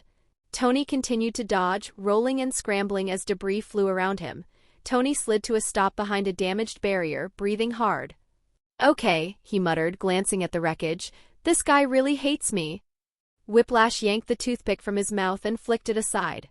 "You took everything from me, Stark," he growled. "Now I take everything from you." He raised both arms. The whips snapped together, forming a crackling arc of electricity. Whiplash slammed both of his whips at Tony. Now without his suit, Tony could only watch helplessly as the electrified weapons came crashing down toward him. But suddenly a violet shuriken flew in from behind Tony, striking Whiplash and blasting him backward in a sudden burst of air blast. It was Sharon wearing her combat suit that helped Tony. It was dark purple, covering her from head to toe, and a Arasaka logo was emblazoned on her back. Easily visible. "Ethan's guard?" Tony asked as Sharon nodded. "Go," she said, drawing her sword. Storm hadn't come with them. He had been left in New York, handling company matters in the absence of Sharon and Ethan, along with Arya, and Sharon was more than enough to serve as Ethan's bodyguard now, so he left Ethan in her care. "Arasaka. We have no grievance with each other," Ivan Vanko said as he stood up. His gaze lingered briefly on the Arasaka flower logo on Sharon's back as she turned away, reaching down to pull Tony out from beneath the broken guardrails and scattered debris. Chapter 63, Whiplash vs. Violet. Arasaka. "We have no grievance with each other," Ivan Vanko said as he stood up. His gaze lingered briefly on the Arasaka flower logo on Sharon's back as she turned away, reaching down to pull Tony out from beneath the broken guardrails and scattered debris. "Dawn. Come between us or you will regret it," Whiplash said coldly, his eyes locked on her. Tony staggered away. "I'll come back wearing my armor," he said urgently. "No need," Sharon replied calmly from beneath her mask. She turned back toward Whiplash.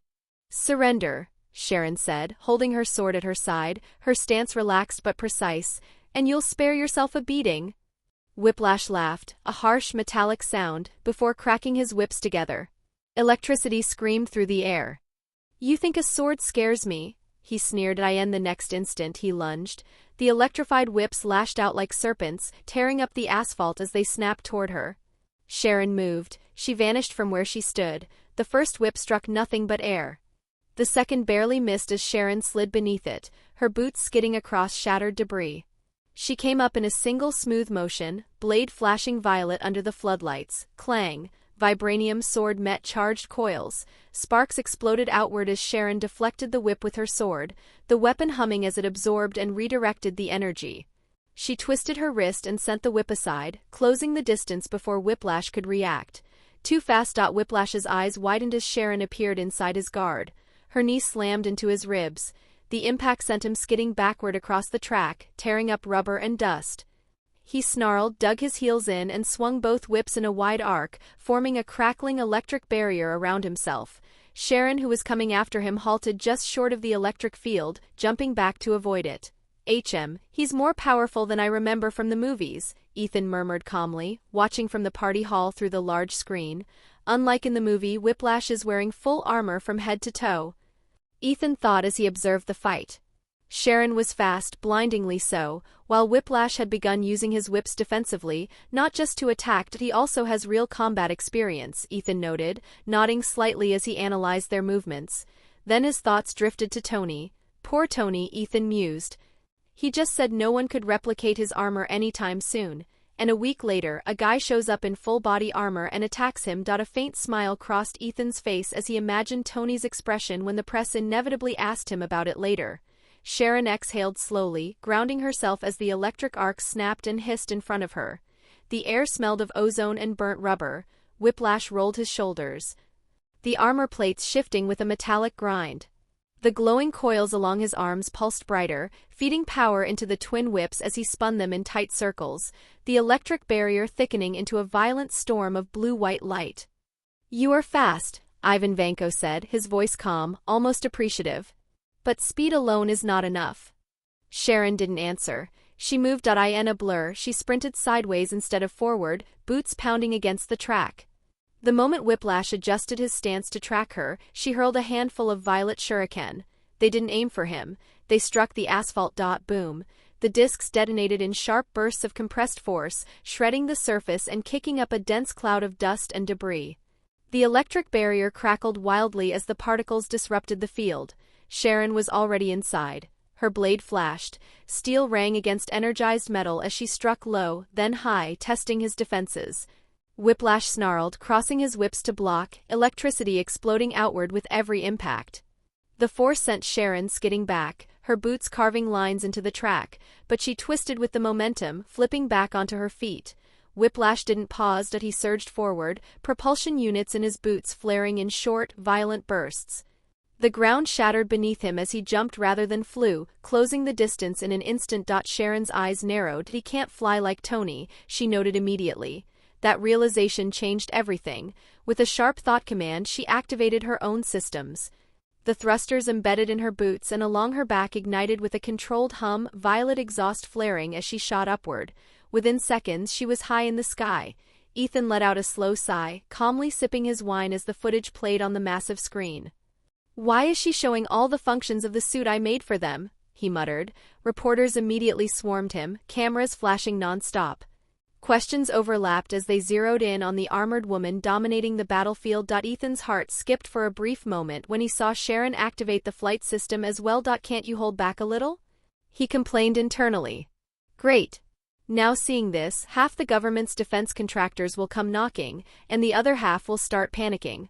And after Whiplash, they'll all have the perfect excuse to get themselves the Iron Man tech." His expression remained neutral, but internally he was already imagining the headaches to come. "Mr. Cliff, who is she?" a reporter asked sharply. Ethan glanced at the screen once more before answering calmly. "She's Violet," he said. "Second in command, directly under Storm." That caused another ripple. "How does she compare to Storm?" someone asked immediately. "She's trained by Storm," Ethan replied simply. That answer alone caused murmurs to spread like wildfire.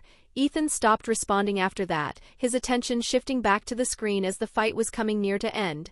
High above the track, Sharon stabilized midair. Her targeting system locked on. She flicked her wrist. A single shuriken shot forward, but unlike before, this one glowed faintly red as it cut through the air. Whiplash reacted instantly, snarling as he lashed out with a whip. The energized coil struck the shuriken dead-on, and sliced it cleanly in half. "Ha!" Ivan scoffed, but then he froze. Chapter 64, Violet. "Ha!" Ivan scoffed, but then he froze. The red mist spread out from the broken shuriken, thin and almost invisible at first. It wrapped around Ivan's armor, slipping through vents and small gaps before dispersing. Ivan took a step forward, then stumbled. What is this?" he muttered. His voice sounded off, unsteady. He tried to swing his whips again, but his arms felt heavy. The electricity flickered and weakened, his vision blurred. The world tilted. A second later, his knees buckled. Ivan collapsed onto the track with a loud crash, his armor hitting the ground hard. The whips fell from his hands, their glow fading out. Silence followed. Sharon slowly descended and landed a few steps away from him. She kept her sword ready for a moment, watching for any movement. There was none. "Target neutralized, be ready to extract him," she said calmly on her comms. "Copy that," from the comms Ariska guards that have came with Ethan and Sharon replied.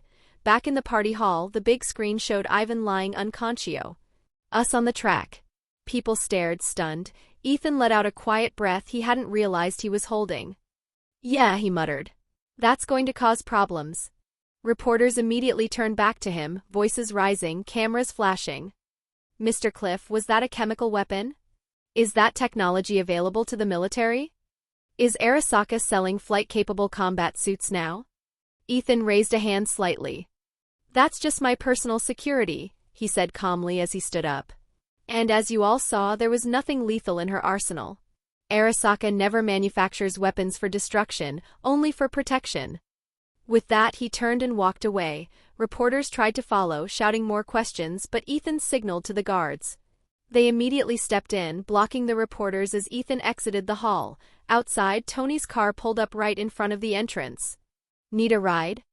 Tony asked. Ethan nodded and got in. You already have your own armor, Tony said as the car started moving. Yeah, Ethan replied casually. It was simple to make, honestly. I designed it long before you ever showed yours to the world. Tony glanced at him. What reactor do you use? Bio-ion fusion tech, Ethan answered calmly. What? Tony looked at him in disbelief. It's my own personal reactor, Ethan said calmly. Tony nodded slowly. No wonder you said you could help with my arc reactor, Tony muttered. Happy drove the car, glancing at Ethan through the mirror. Hello, Mr. Cliff. Hello, Ethan replied with a nod. Your bodyguard almost makes me wonder who is actually guarding whom. Tony chuckled. He's an old friend. Classy guy.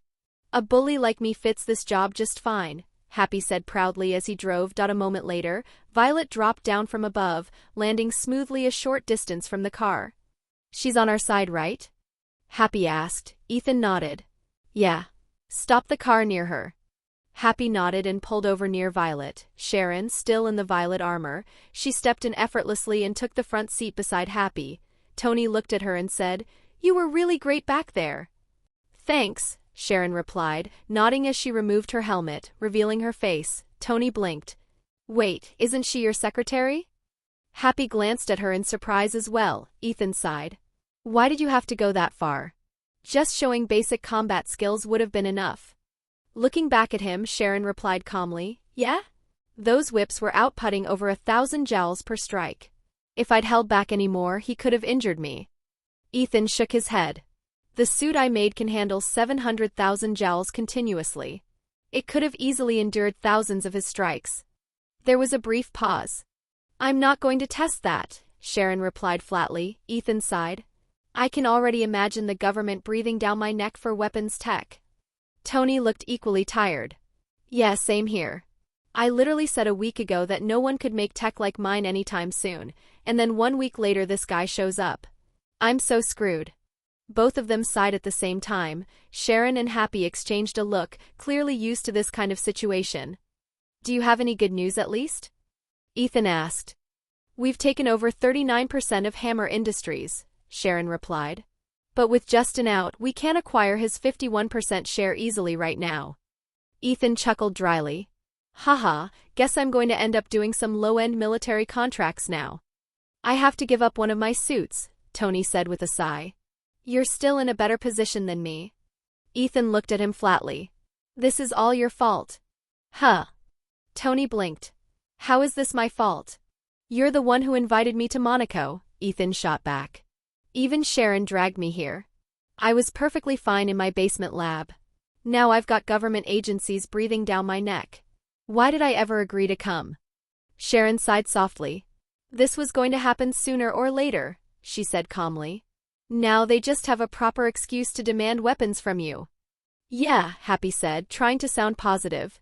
I mean, look at the bright side. Your company still has a strict no-weapons policy. Most likely, the government will only ask for vehicle upgrades with Arasaka defensive measures. My cars already have those, Ethan replied. They're fully automated. They cannot be manually activated, and they only engage if there's a real threat to the passengers. What they'll really want is manual control, turning defensive systems into offensive ones. Happy whistled softly. Well then, I hope you've got some pretty solid lawyers protecting you from the mess your secretary just dropped on your lap. Sharon glanced at him briefly, then looked back to the road, staying silent as she focused on the scenery outside. For a moment, the car was quiet. Ethan leaned back in his seat. Lawyers won't be enough. This is going to turn political. Tony sighed. Yeah. Once politicians smell advanced tech, they never let go. They'll call it for the sake of national security, Ethan said calmly. And that guy with electric whips just gave them the perfect excuse. Chapter 65, War Machine, they'll call it for the sake of national security, Ethan said calmly. And that guy with electric whips just gave them the perfect excuse. He let out a slow breath and looked out the window, imagining his once perfect life slowly crumbling. So, Tony asked, what did you actually do to that whip guy? Sharon kept her eyes on her laptop as she continued digging into information about the mysterious attacker. Non-lethal neurosuppressant gas. It targets motor control and balance. He'll wake up with a headache and zero memory of the last few minutes. Tony raised an eyebrow. That's it? No permanent damage? No, Sharon replied flatly. He'll be in custody before he can even stand. Tony nodded. Good. I do have some questions for him. Then Ethan spoke again. So he was clearly targeting you, he said, glancing at Tony. My scanner showed his power core was very similar to your arc reactor. Tony stiffened slightly. Similar how? Design philosophy, Ethan replied. High-density output, compact containment. Crude but effective. Tony shrugged. I don't know how he got that far. But I'm already looking into it. Jarvis is tearing through everything as we speak. Someone helped him, Ethan said calmly. Or at least pointed him in the right direction. Happy glanced at them through the rearview mirror. You guys talk about this stuff like it's a broken car engine. To us it kind of is, Tony replied. Sharon spoke again. Either way, he wasn't acting alone. His timing was too clean.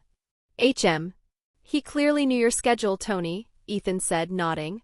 Even that you'd be racing. Tony nodded grimly. So there's a mole in my company. He paused, then spoke clearly. Jarvis, find out who inquired about my schedule recently.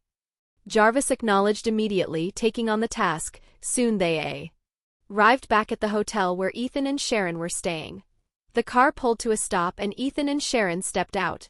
I'll keep you both updated on the attacker, Tony said. Happy pulled the car away, disappearing into traffic. Ethan watched it go for a moment, then turned to Sharon. Call Coulson, he said quietly. Tell him to get me out of this mess.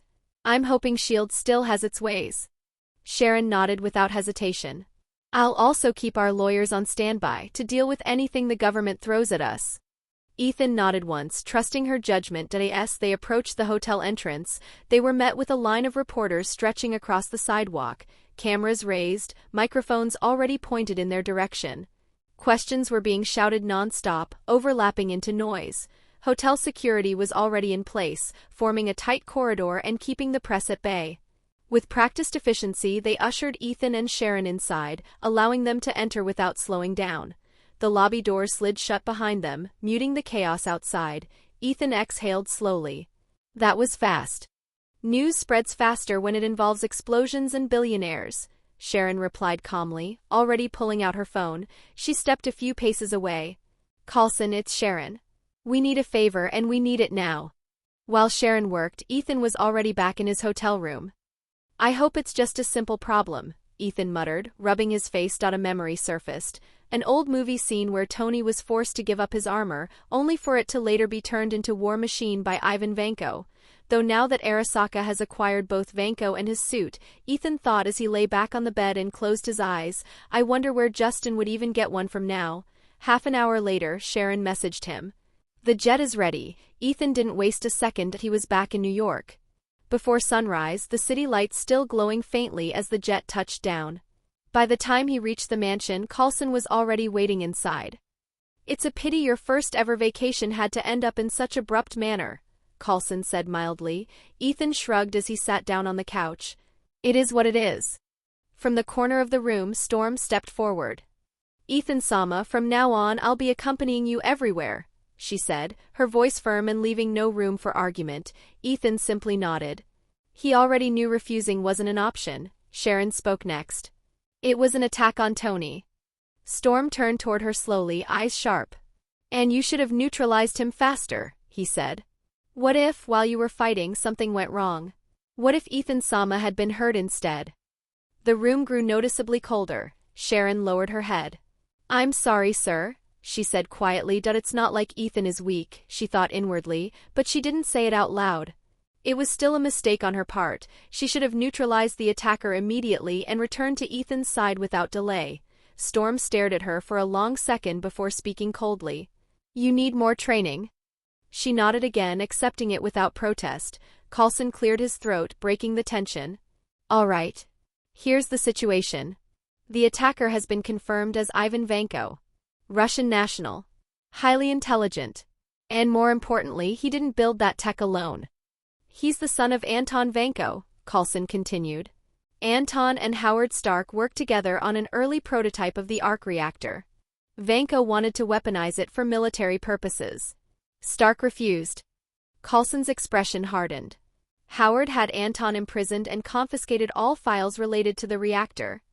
But clearly, he went on, Anton managed to leave behind partial data. Ivan recovered it and completed the reactor based on his father's notes. Ethan waved a hand dismissively. I don't care who's sitting in my prison or whose grudge this is, he said flatly. What I want to know is how you're going to get the government off my back and off my company. The room fell silent. Coulson met his gaze. That, he said carefully, is going to be complicated. Ethan exhaled slowly.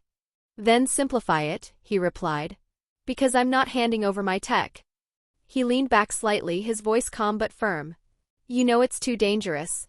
If I give it up once, others will expect me to give it again and again. Chapter 66, War Machine 2. Coulson studied him for a moment, then slowly nodded. We know, Coulson said. That's exactly why Director Fury is personally negotiating how to handle both your situation and Stark's. He paused, then added bluntly, both of your situations are very bad. This isn't just about weapons anymore, Coulson continued. It's about precedent. Two private individuals openly displaying technology that's generations ahead of anything the world's governments possess? That rattles people. Badly. Ethan crossed his arms. Let them rattle. I'm not responsible for their paranoia. Coulson gave a thin smile. Try telling that to Congress. Storm spoke up, her tone sharp. If they push too hard, Arasaka can simply withdraw its operations from U.S. soil. That would escalate things, Coulson replied calmly. Sanctions. Investigations. Frozen assets. They won't say it outright, but they'll squeeze you from every angle. Ethan let out a quiet laugh. So it's pressure politics. Exactly, Coulson said. Which is why Fury is stalling. He's framing this as a containment issue rather than an acquisition one. Sharon lifted her head. Meaning? Meaning, Coulson explained, they'll try to settle for oversight instead of ownership. Regulations. Monitoring. A few carefully worded restrictions. Ethan's eyes narrowed. And Stark? Coulson met his gaze. Tony's situation is Messier. His tech is already public. Yours isn't. So he's the easier target, Ethan said flatly. Yes, Coulson admitted. Which is why Fury is trying to keep your name out of the headlines as much as possible. Storm frowned. That won't last. No, Coulson agreed. Which brings me to the next point. He tapped the tablet in his hand. In half an hour, there's an emergency closed-door briefing. Defense, intelligence, and a few very nervous politicians. Fury will present a temporary stance. And that is? Ethan asked. That Arasaka technology remains proprietary, Coulson said, classified as non-transferable civilian defensive systems for now. In return, you cooperate just enough to keep them from panicking. Ethan considered that in silence. Define cooperate, he said at last. Minimal disclosures, Coulson replied. No schematics. No production methods. Just proof that your systems are genuinely meant to protect you. He hesitated, then added, plus, you'll give them one weapon. Ethan scoffed. They'll want more.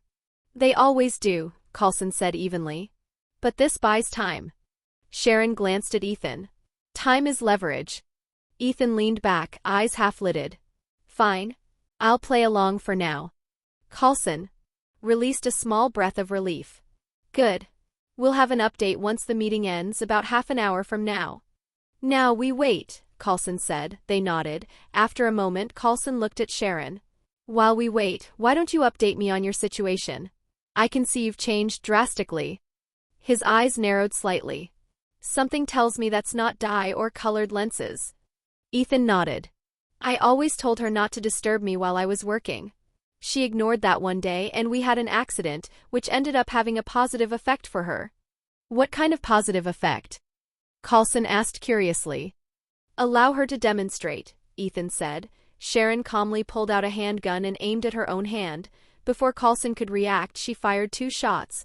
The bullets flattened and dropped to the floor. Coulson stared. She's bulletproof? And her hair is glowing? He added, stunned.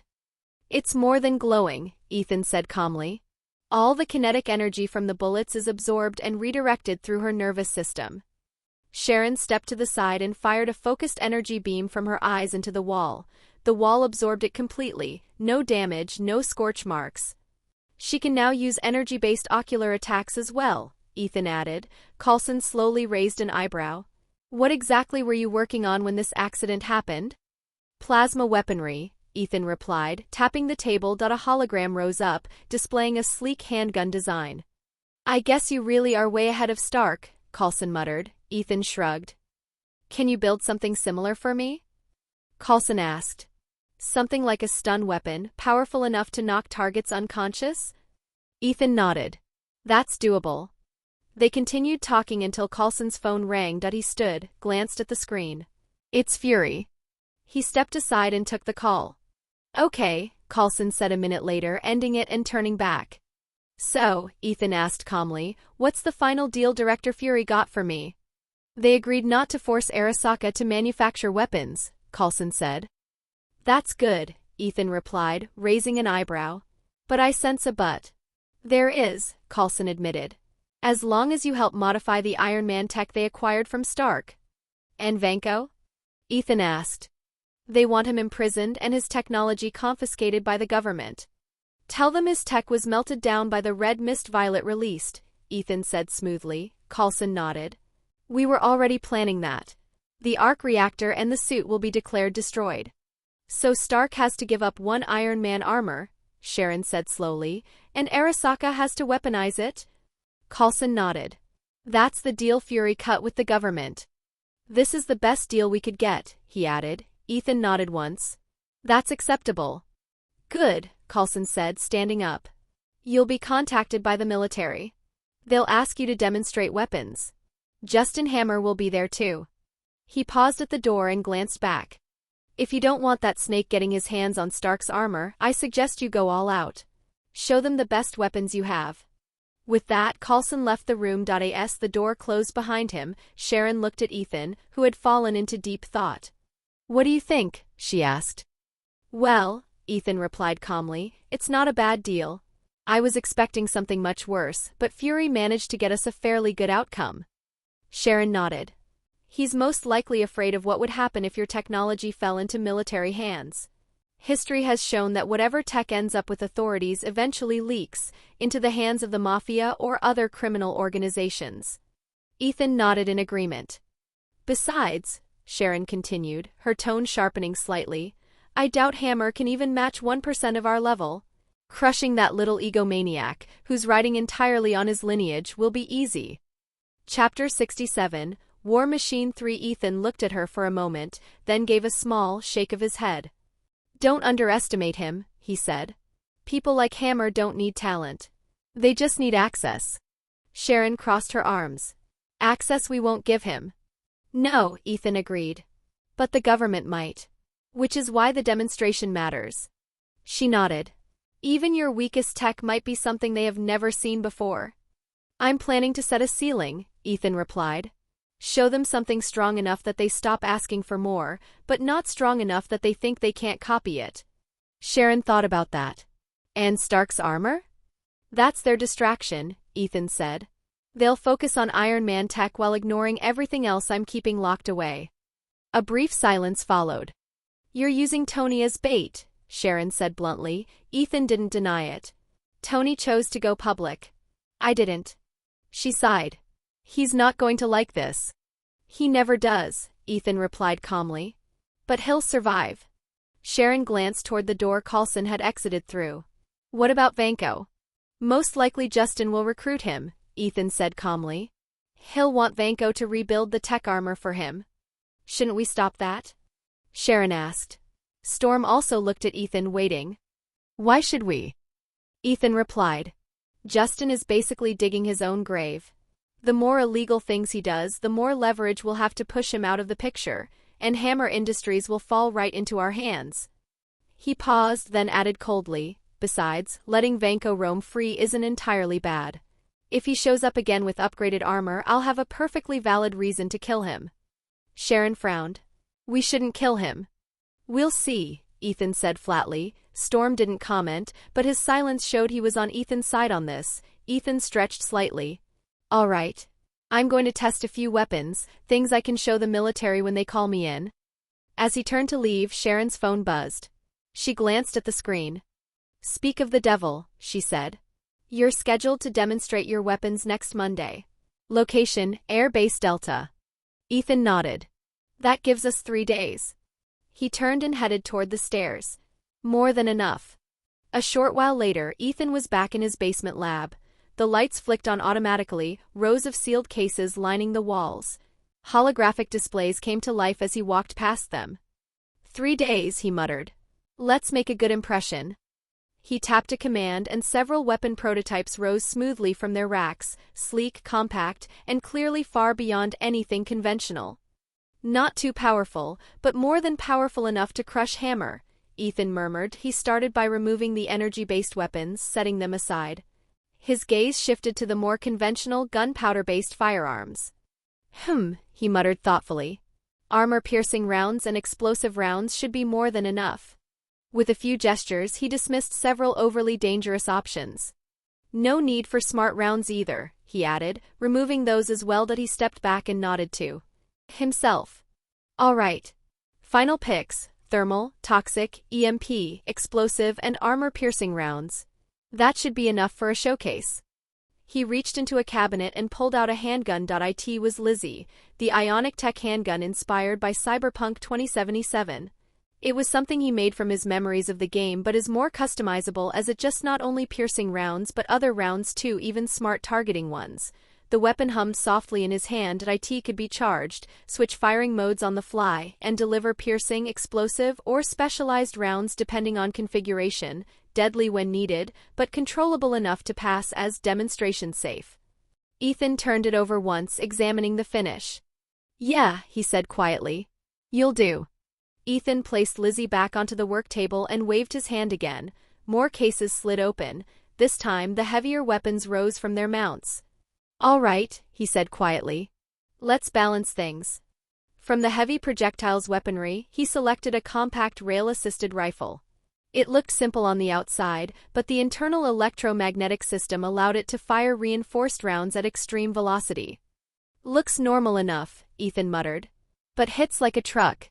Next came a heavy machine gun, shortened barrel, reinforced frame, and a recoil dampening system that made it usable by a single operator. This one's for intimidation, he said flatly. No one will dare to move in front of this anti-tank. He then also decided on some missiles as he opened the next case. Inside was a small, compact missile unit, no larger than a ball pen. Clean design. Minimal markings. Ethan stared at it for a second. This is the party stopper, he mumbled. The missile wasn't flashy. No dramatic exhaust. No loud warning systems. But the specs spoke for themselves: bunker vaporization, pinpoint accuracy, and controlled blast radius. One shot, Ethan added. And nothing more is needed. He closed the missile case and moved on. Next, he focused on melee weapons and non-lethal options.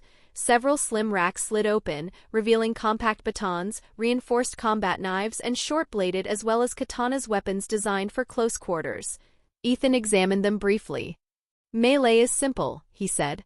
Reliable. No electronics to fail. He selected a collapsible baton with adjustable impact strength and a short reinforced combat knife made from layered alloy. Then he turned to the non-lethal section.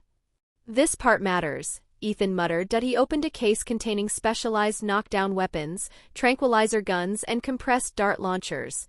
The system allowed precise dosage control based on target mass. These could knock out an elephant in seconds, he said calmly, or a human if needed.